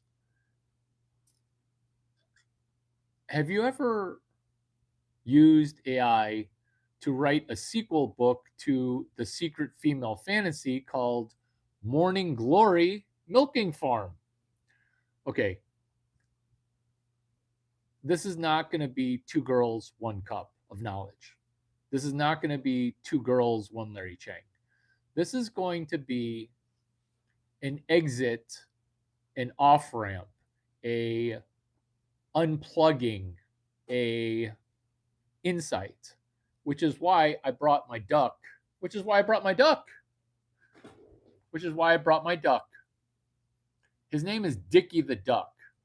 And if you can't sell Larry the Starfish for $800, you're not understanding that Larry the Starfish should make you $1,500. Ron, who has since moved on because I'm guessing that he's ADD, free gift card if you're still here in the chat, which is Larry the Lobster. See, what we're able to do as women or people, Dwight has chimed in to say hi. Do I know my audience or do I know my audience? The migratory patterns of people who are old yet still learn to have ADD. Your phone's not so smart. It's really just breaking your brain.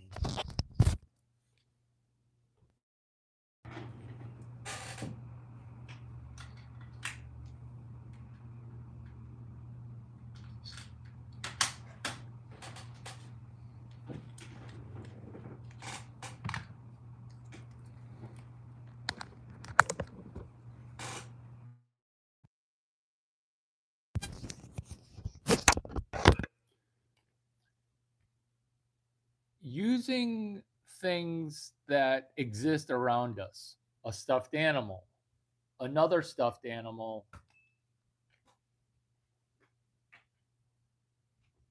a pad of paper that you haven't touched, and you don't journal. So you're taking things that are remnant, you're taking things that are trash, you're taking a name badge that was discarded. You're taking things that used to be trash and polishing them up. Why are we doing this? We're doing this as an exercise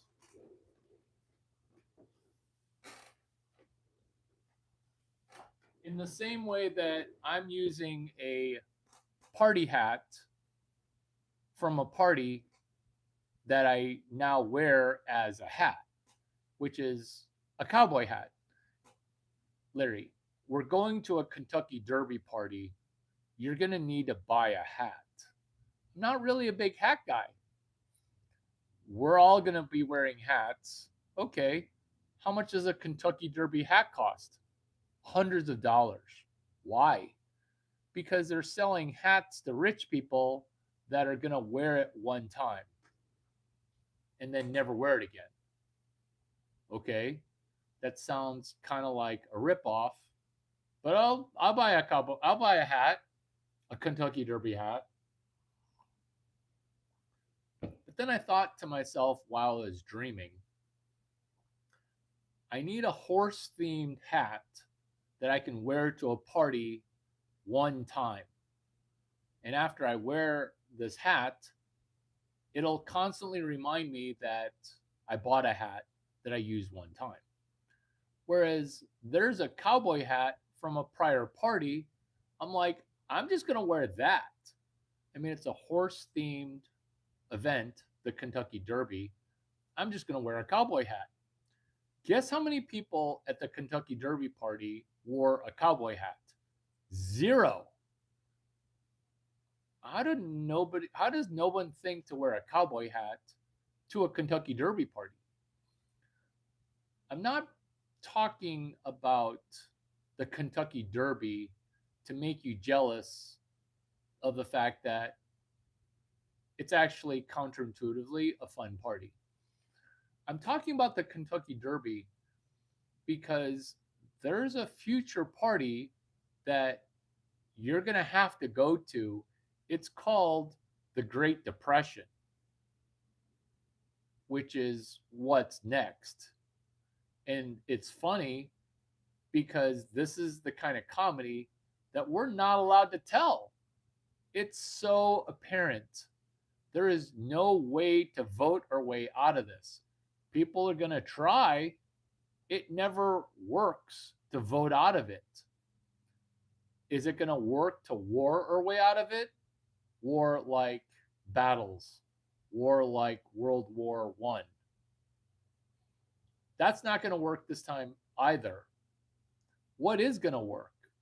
Well, it's going to be where the revolution is going to be connected to Wi Fi. What happens when there's an internet or a radio tower that you can't destroy? What happens? Because we'll be able to tell these jokes, and some woman named Kathleen, or Catherine, who ruined the Star Wars enterprise, she's not going to be able to mitigate this comedic content. Who's Catherine? She's the one who tried to destroy Indiana Jones, Star Wars, and every franchise that's fun. There's a reason for the systematic destruction of all things that are semi masculine. This is why these are 10 jokes that you can't tell on a Netflix comedy special. I'm doing it on a different platform. And that's why these jokes are funny, because you may not have laughed in the last 5 minutes, or you might be laughing right now. Because if you're not laughing, you're not learning.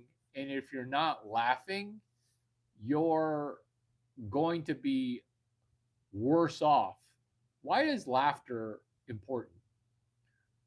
It's because we're all in on the same inside joke, which is stuff is about to get crazy. It's been crazy for a long time. There is no extrapolated end outside of the same way that it's ended 6,700 times.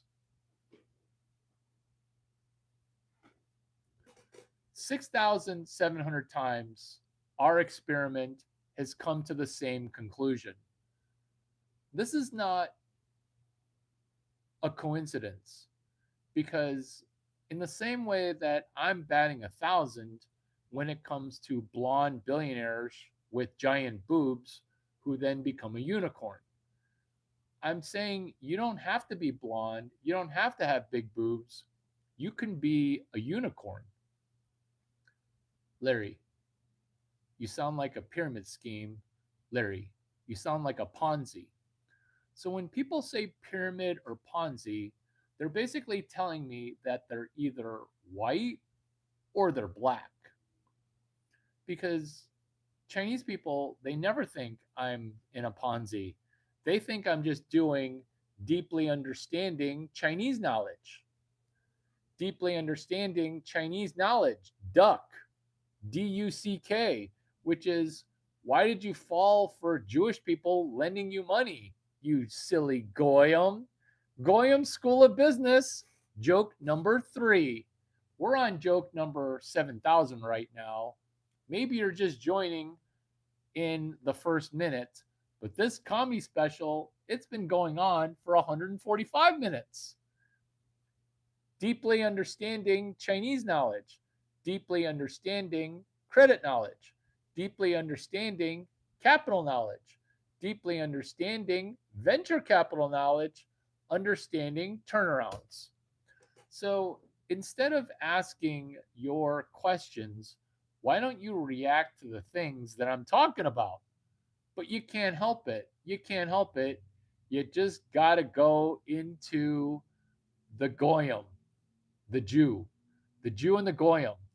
There's a lot more things that are not Jewish and not Goyam.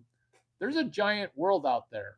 We don't have to constantly talk about Jewish conspiracies or Goyam ways of thinking. See, you don't have to. You can just connect with what I'm saying versus, oh, this is AI. This is AI. It's American intelligence.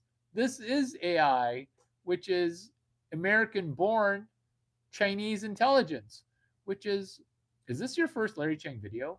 Is this your first basketball shot that you've shot on goal? Because remember, maybe you don't even know, but pretend like you used to know. A basketball? A basketball.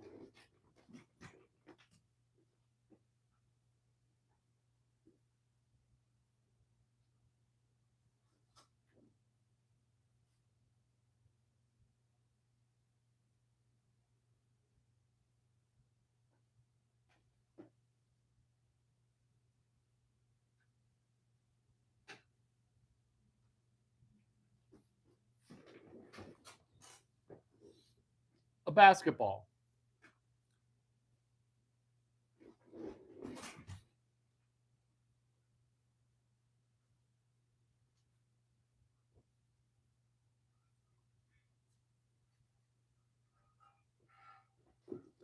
Who came to this party prepared? This is an official basketball hoop. Look at how big this is. Maybe you've never been above the rim. This is what the rim looks like when you're Larry Chang. Oh, holy shit. I almost broke my jaw. Look at this jawline. I almost broke it on the rim. Maybe you've never been up this high before, but when you're up this high, you're like, oh my God, this basket is actually huge. I can literally throw 3 women through this hole.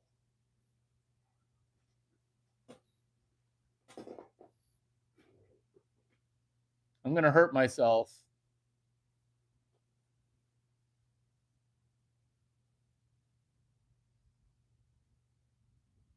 Good morning. Good morning.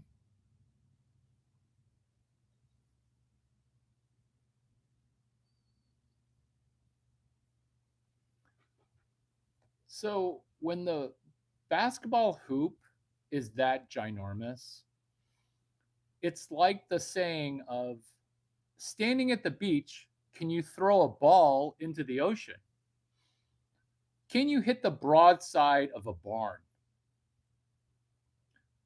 That's all it's going to take to succeed in this upcoming situationship where all the rules are just like the old rules.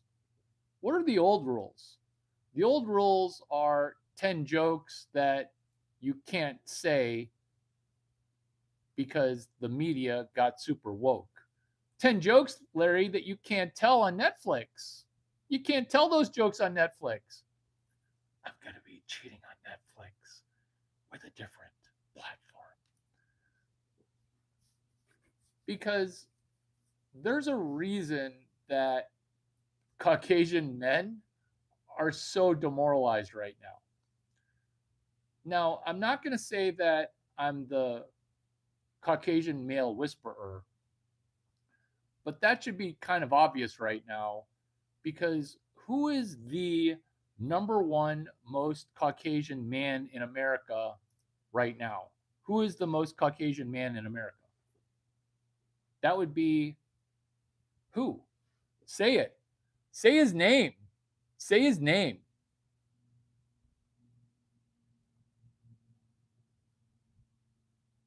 I feel like I need to I feel like I need to I feel like I need to.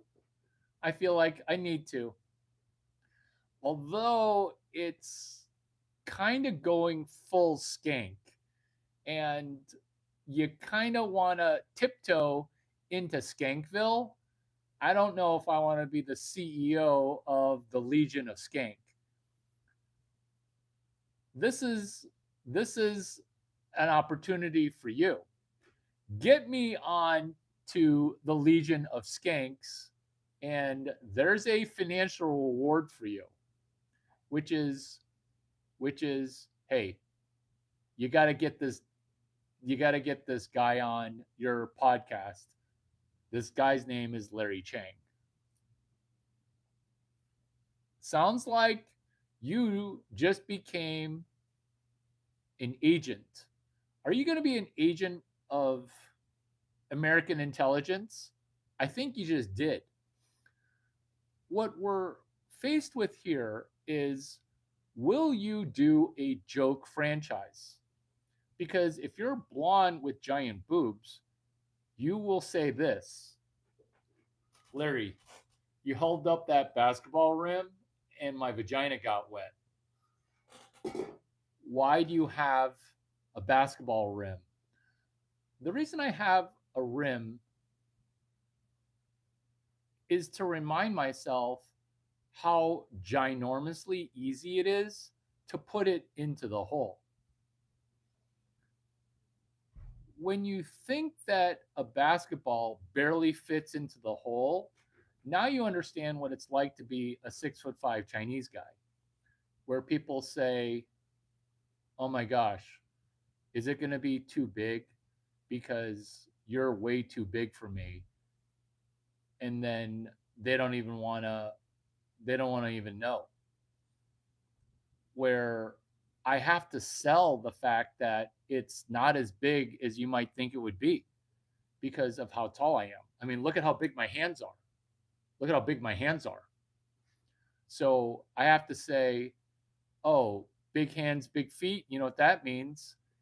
And then she's trying to figure out if I'm going to wreck her insides when I rearrange her guts. Like there's a thing where you rearrange her small intestine, but then there's another thing where you do irreparable harm because her vagina's not going to ever be the same again. It's kind of like having a baby, although I really don't know. I mean, I know what it's like to have a food baby.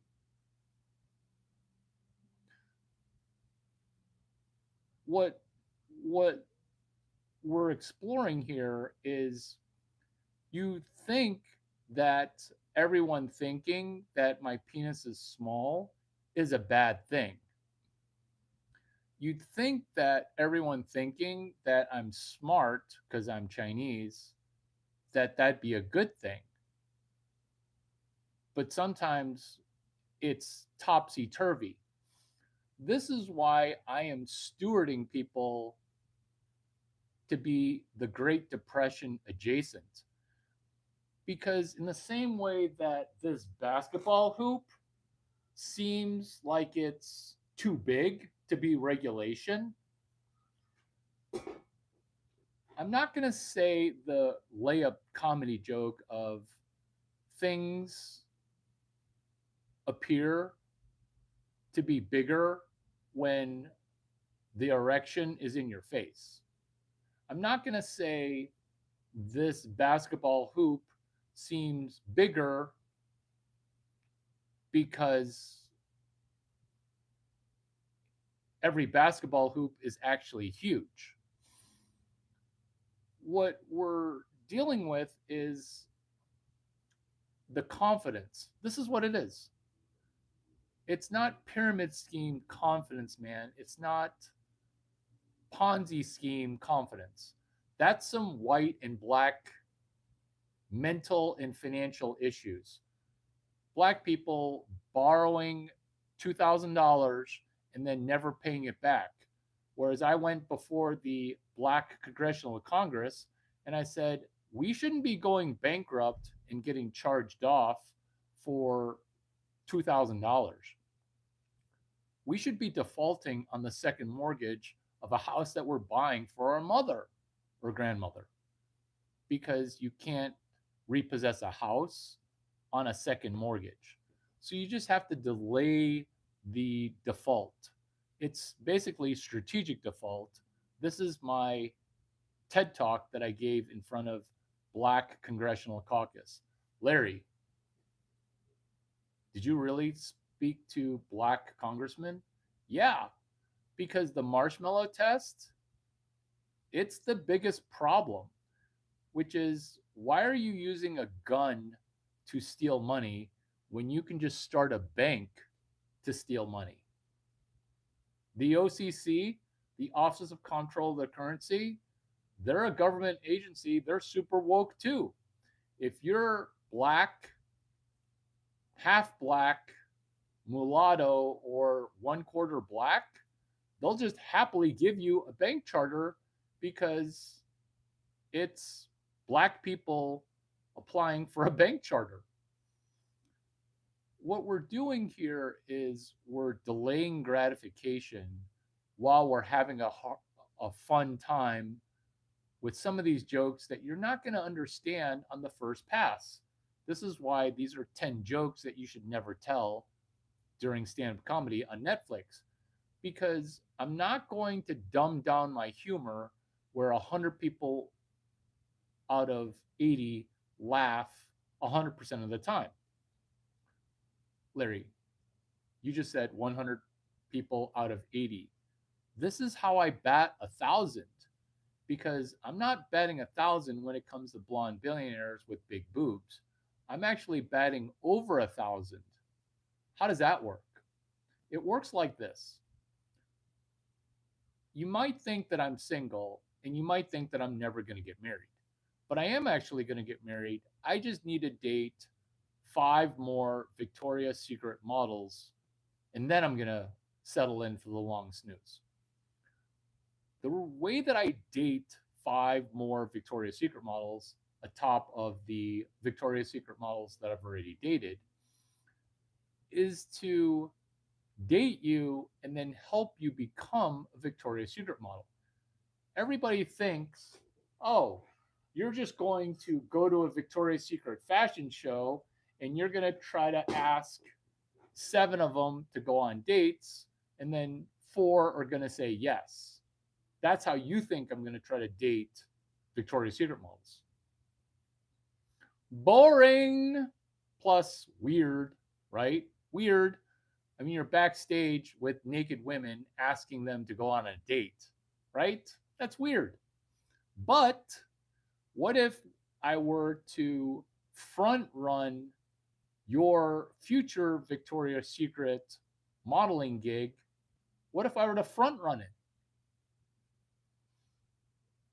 That's what we're doing with comedy.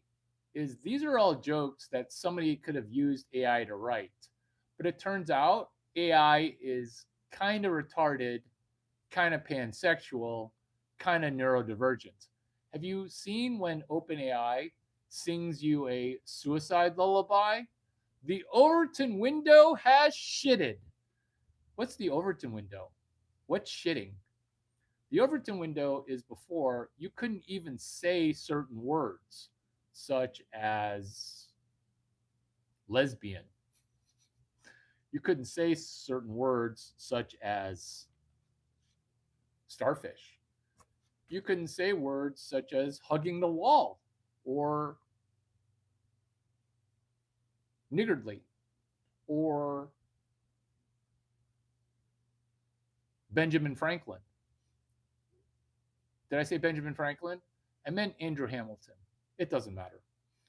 The Overton Window has shitted, meaning OpenAI has a video on YouTube within the hashtag 55 days of Gemini 3 at SF Super Bowl. I'm raw dogging right now. Raw dogging.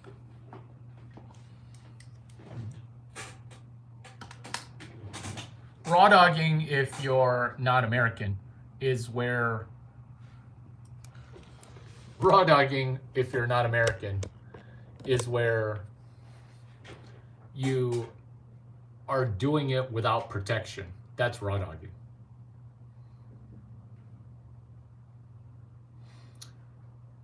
What we're doing from a comedy standpoint is we're front running. This is things that you should be paying attention to. One, things that you should be paying attention to. Two, how might things turn out? Three, what patterns to expect? Four, understanding inputs and outputs help you get a slightly better output. In the way that the things behind me are all remnant pieces of trash or treasure, that's what we're needing to do, because in the greatest wealth transfer to ever occur in history, there's a certain tribe of people that are going to ace it. It's because this is not the first time we've watched a collapse where you could say two words, libelous sedition, or you could understand that the future's already here. It arrived October 31, 2008.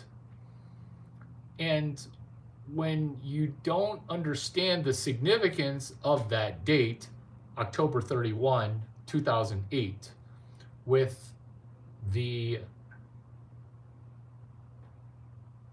first block of text saying, Chancellor approves another bank bailout.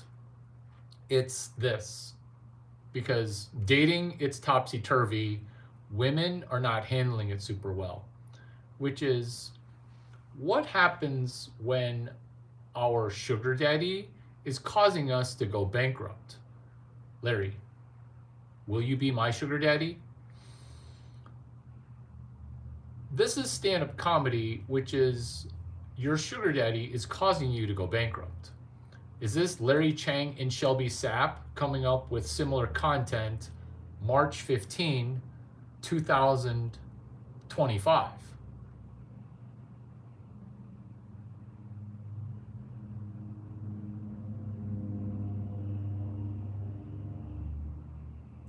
Which is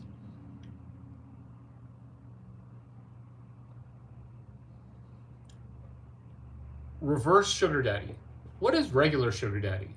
It's when you're 22 to 26 thinking that it's always going to be this way. That's the mistake that people make, which is, oh, best of times, worst of times, it's always going to be this way. Women having entitlement issues, men behaving like women, it's always going to be this way. Everything that what you see is almost a extinction burst, which is why these are 10 jokes that you could never tell as a stand-up comedian on Netflix, but might be on a different platform, which is recommending me on the Legion of Skanks.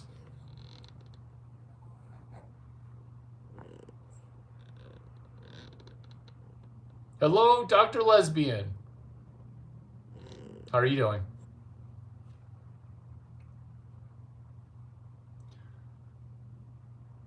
What's going on with sugar daddy, and your sugar daddy is causing you to go bankrupt, and then reverse sugar daddying, is layers and layers and layers of comedy. Let me walk you through sugar daddy comedy. Larry, if you explain the joke versus telling the joke, it's not going to be as funny. Oh, I can make it funny upside down and right side up, which is sugar daddy. Why is socialism present for the richest people and the poorest people, while middle class people get screwed? Why is it wired that way? It's wired that way because there's a concept within Keynesian. It's called the K-shaped economy. And it's not K for Keynesian, It's just K, oh my God, I fucked it up, which is the K-shaped economy. This is why my comedy slaps, and why people, once they get it, they're willing to pay $8,000 for the drip, which is, Larry, I'm going to need more knowledge. I need more knowledge. Do you have a Patreon that I can subscribe to? Because I want more knowledge. There's no Patreon. There's no inner sanctum. We're not in a pyramid scheme, and we're not doing a Ponzi. What we are doing is going from video to video where, what did you do with the knowledge that is present from this video? Did you pitch me to the Legion of Skank? Did you start your own podcast, or did you write a book report? Hey, you should go on Legion of Skank. This is 7 bullet points. Because what happens when you make money fucking around is you'll accidentally start your own franchise, which is MicroStrategy. Oops, did I start that? Well, almost exactly MicroStrategy. Larry the Starfish. $MSTR, $STRC, $STRD, $STRK, $STRF.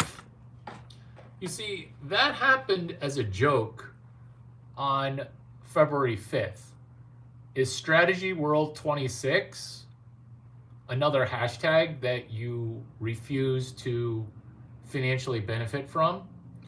Because this is why it's 10 jokes a stand-up comedian shouldn't do. Because this is how big the hoop is. If you've never played basketball before, you're trying to put that little orange ball into that hoop. There's barely anybody even trying to stop you. It's usually 5-on-5. The goal of your goal is to put it into the hoop. The metaphor comes all the way home when you put it into your bank account. Hey, I watched a Larry Chang video. I made $3,000. Because initially, it's not going to seem like it's a business model where you haven't won at a marshmallow test before. What's a marshmallow test? It's where you can't write on a piece of paper 14 sentences of what the fuck did you just do with Larry Chang? What the fuck just happened? Because think of how many things that I've said where you're like, oh my God, oh my God, oh my God. So not to say that women who say, oh my God, in 9 cascading orgasms want to do amateur porn. But the hard part is not the 8th orgasm that she has. Remember, these are 10 jokes a stand-up comedian shouldn't do, which is, it sounds like I'm bragging when I say 7th orgasm, but that's not the challenging part. The challenging part is most females have never had 1.0 orgasms.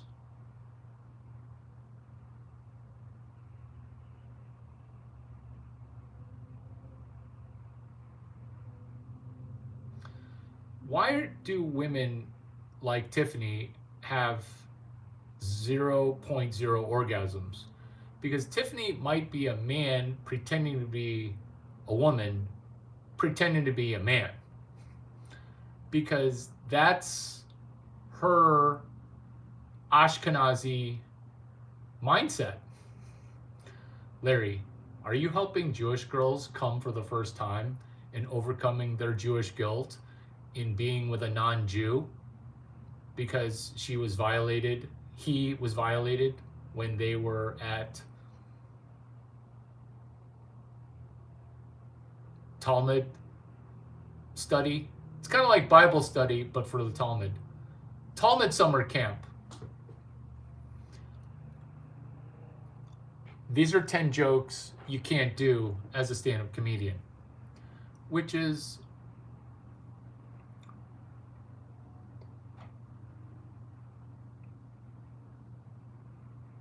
gardening. Larry, are you going to have some gardening jokes now? Oh, yeah.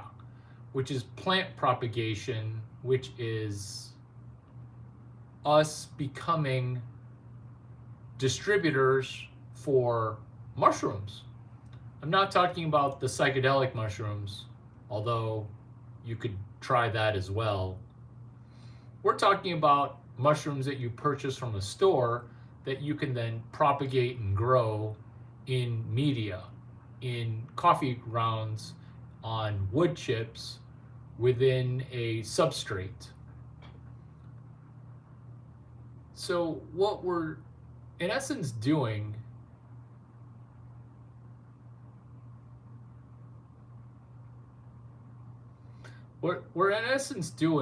isn't gamifying the algorithm, such as let's turn off our watch history algorithm that uses 80 billion signals. It's forward engineering our own algorithm, because Adam, I've got a question for you, which is, why can you never follow up in an email based on knowledge that you got over 50 videos?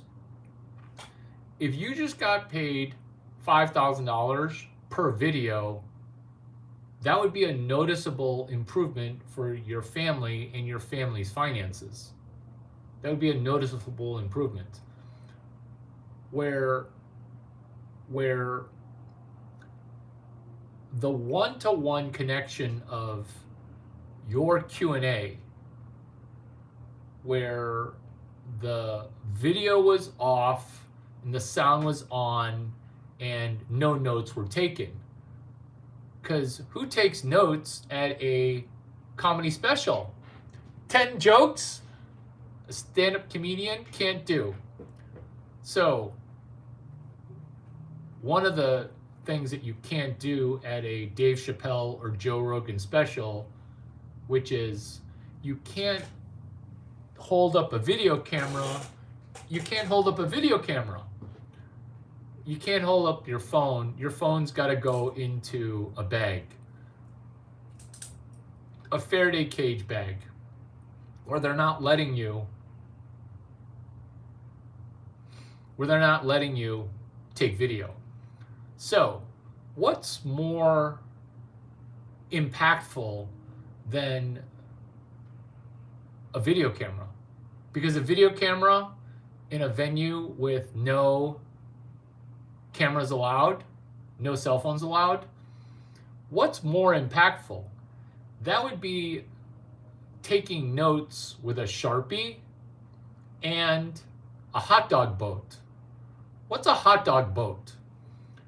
A hot dog boat is a piece of paper folded up to hold a hot dog. So it's actually a flat piece of paper. In America, they sell you a hot dog and they give it to you on a boat. It's a hot dog boat. And if you turn the boat upside down, you can actually write on the back of it, and then you can actually flatten it out. So what I did was I bought 3 hot dogs. I think they were $12 a piece. And I ate the hot dogs, nom nom nom nom nom nom nom nom nom. And then I turned the 3 pieces of cardboard upside down, and then I flattened them out. And then when Dave Chappelle was telling jokes, I was taking notes in the front row, because I think his comedy special in person was like $300. So I'm in the front row taking notes. You know that I can't steal Dave Chappelle's jokes, right? Because I encourage you to steal my jokes, because I am a Chinese cowboy. When you tell one of my jokes or steal one of my jokes, people are just going to say, I'm going to just go hire Larry Chang. I'm just going to go hire Larry Chang. This sounds like a Larry Chang joke. This is why I want you to steal a version of my intellectual property. I want you to steal a version of my jokes. I want you to steal a version of anything that you thought was, oh my God, that Web 12 content, it was genius. Oh my God, your fiat comedy special was amazing. Oh, Larry, that vagina whisperer, pussy magnet shtick that you did, chef's kiss. Chef's kiss, that was amazing. I bring these things up because when you're taking notes in the front row, Dave Chappelle's gonna say, what are you doing? I need to meet you. I need to meet you because what are you doing? What were you doing? What I'm doing is what you could be doing, which is you could be taking notes at home. Because, one, yes, I have an agent, but you can also be my agent. Is this agent intelligence? Yeah. This is the token economy.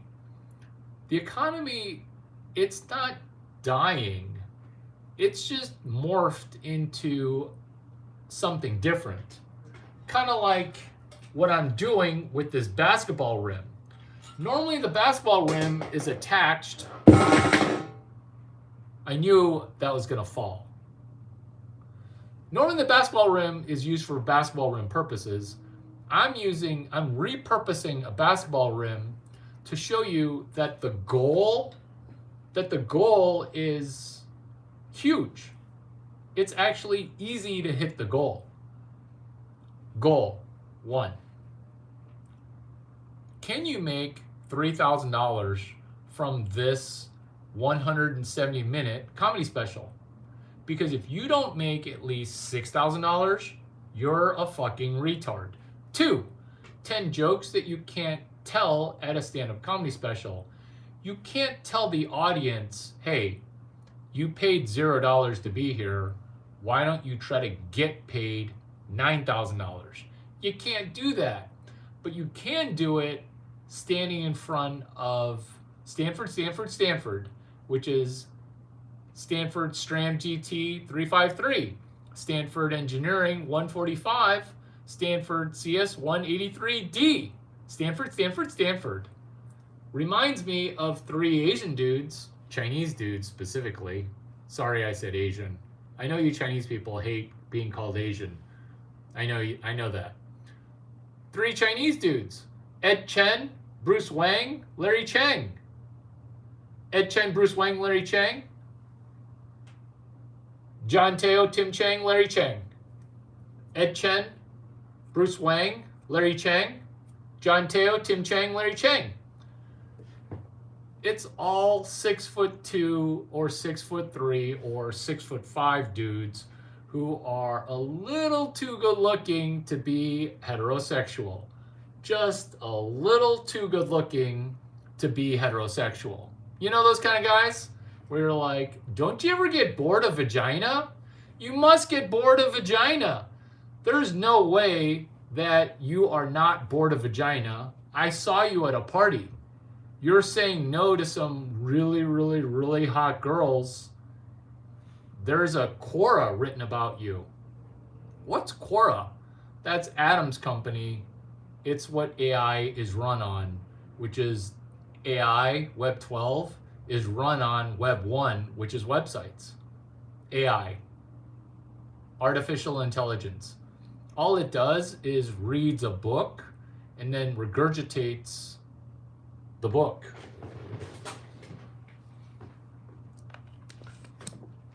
This is going to be the screenshot for Legion of Skank, which is a basketball hoop and Warren Buffett's face with a duck.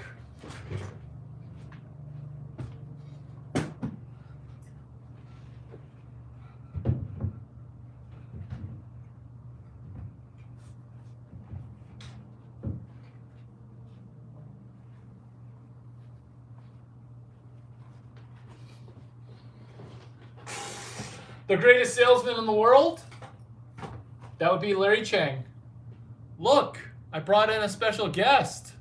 I brought in a special guest. Hey, would you like a booty call? It's cool that you want a booty call. It's cool that you want a booty call.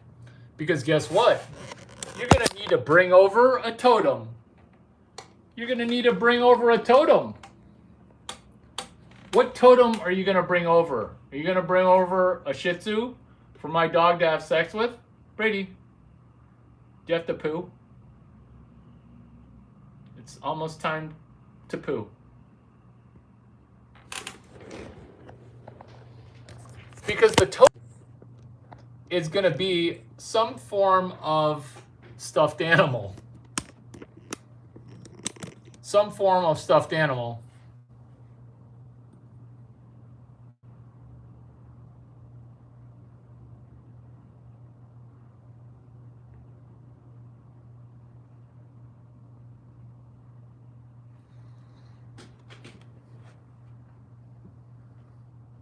Are we timing people out? No, no, no. No, no, no. I need that troll energy. No, no, no, no, no. No timing trolls. Full on. You can't do crowd work when the trolls are the best part. Totem.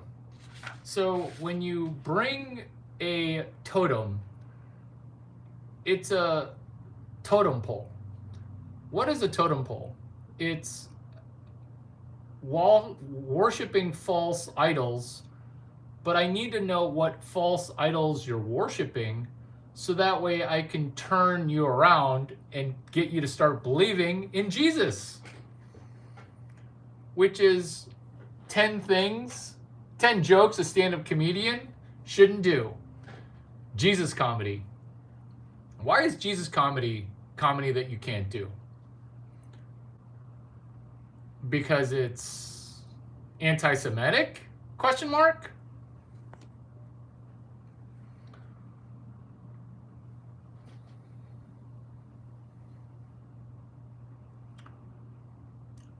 Comedy. Exploring comedy after the break.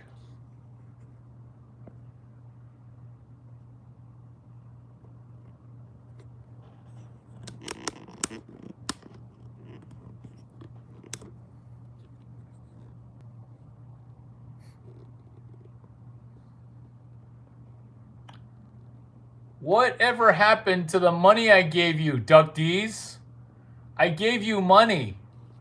You absolute retard. Retarded kids as mods? You're retarded. You're 6 months behind on rent. I'm helping you. And you won't accept the help. Are you retarded?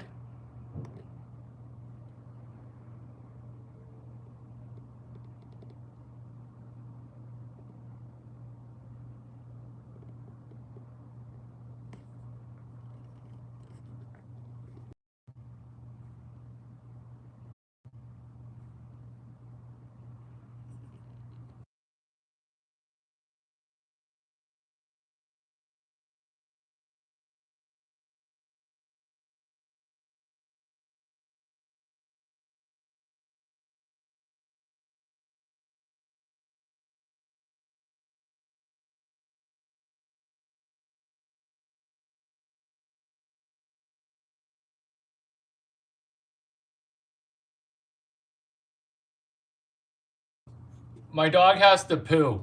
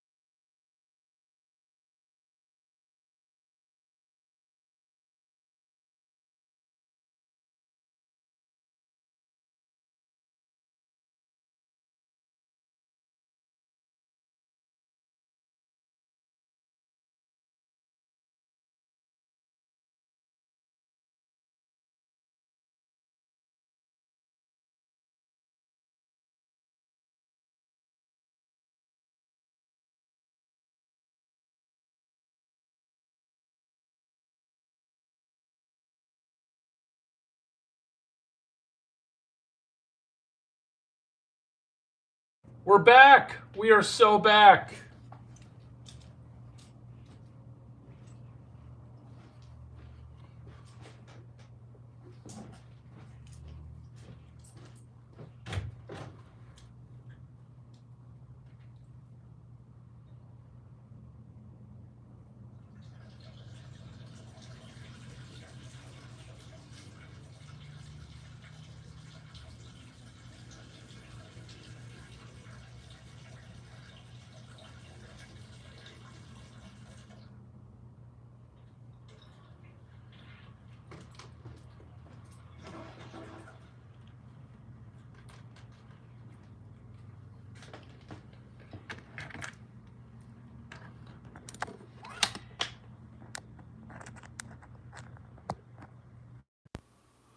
Ten jokes.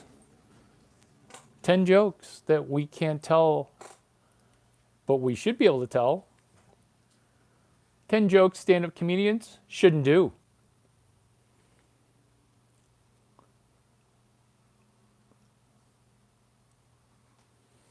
Accountability.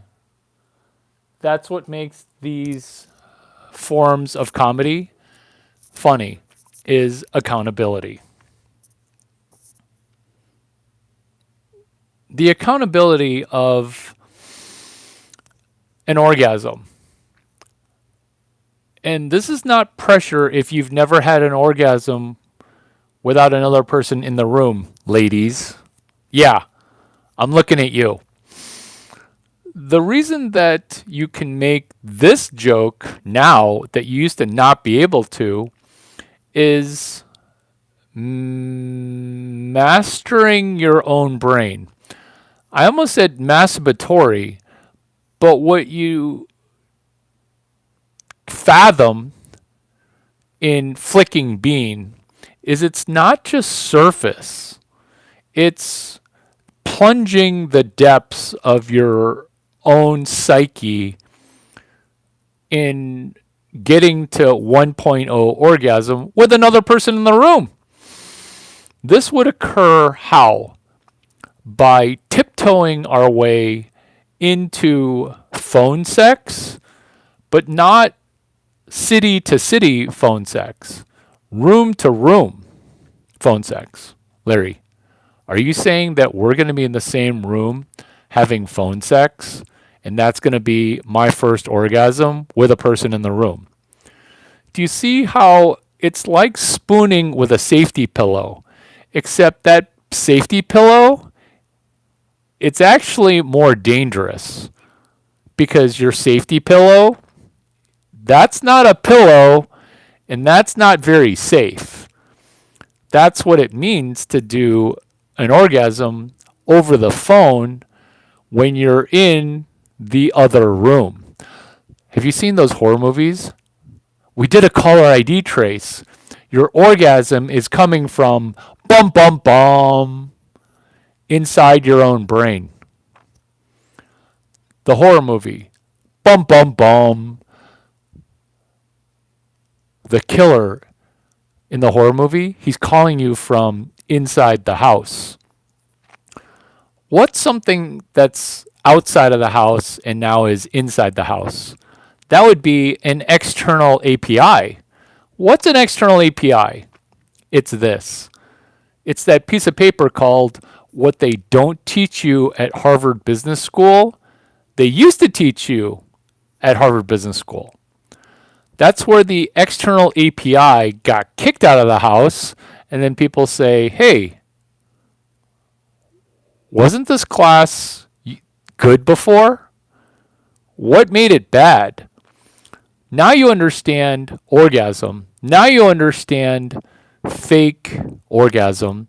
And now you understand fake food. Because when you go to a restaurant and you say, this is what the hubbub's about, this is what all the social media for this restaurant's been about, no. They took the good ingredients out of that food, and now the food, it tastes funny. This is fake food. This is fake money. This is fake everything. Literally, everything's bullshit. Well, what's not bullshit is orgasm 1.0, because it's come to my attention that a large population of women are never having an orgasm. And the solution is one orgasm over the phone. Because you've been able to have an orgasm, it's just not with another person in the room. But what happens when you're two people, room to room? Oh, then it's no problem. But people won't say it's no problem. People will just say that it's slightly unique. That's what an API is. That's what an application protocol interface is.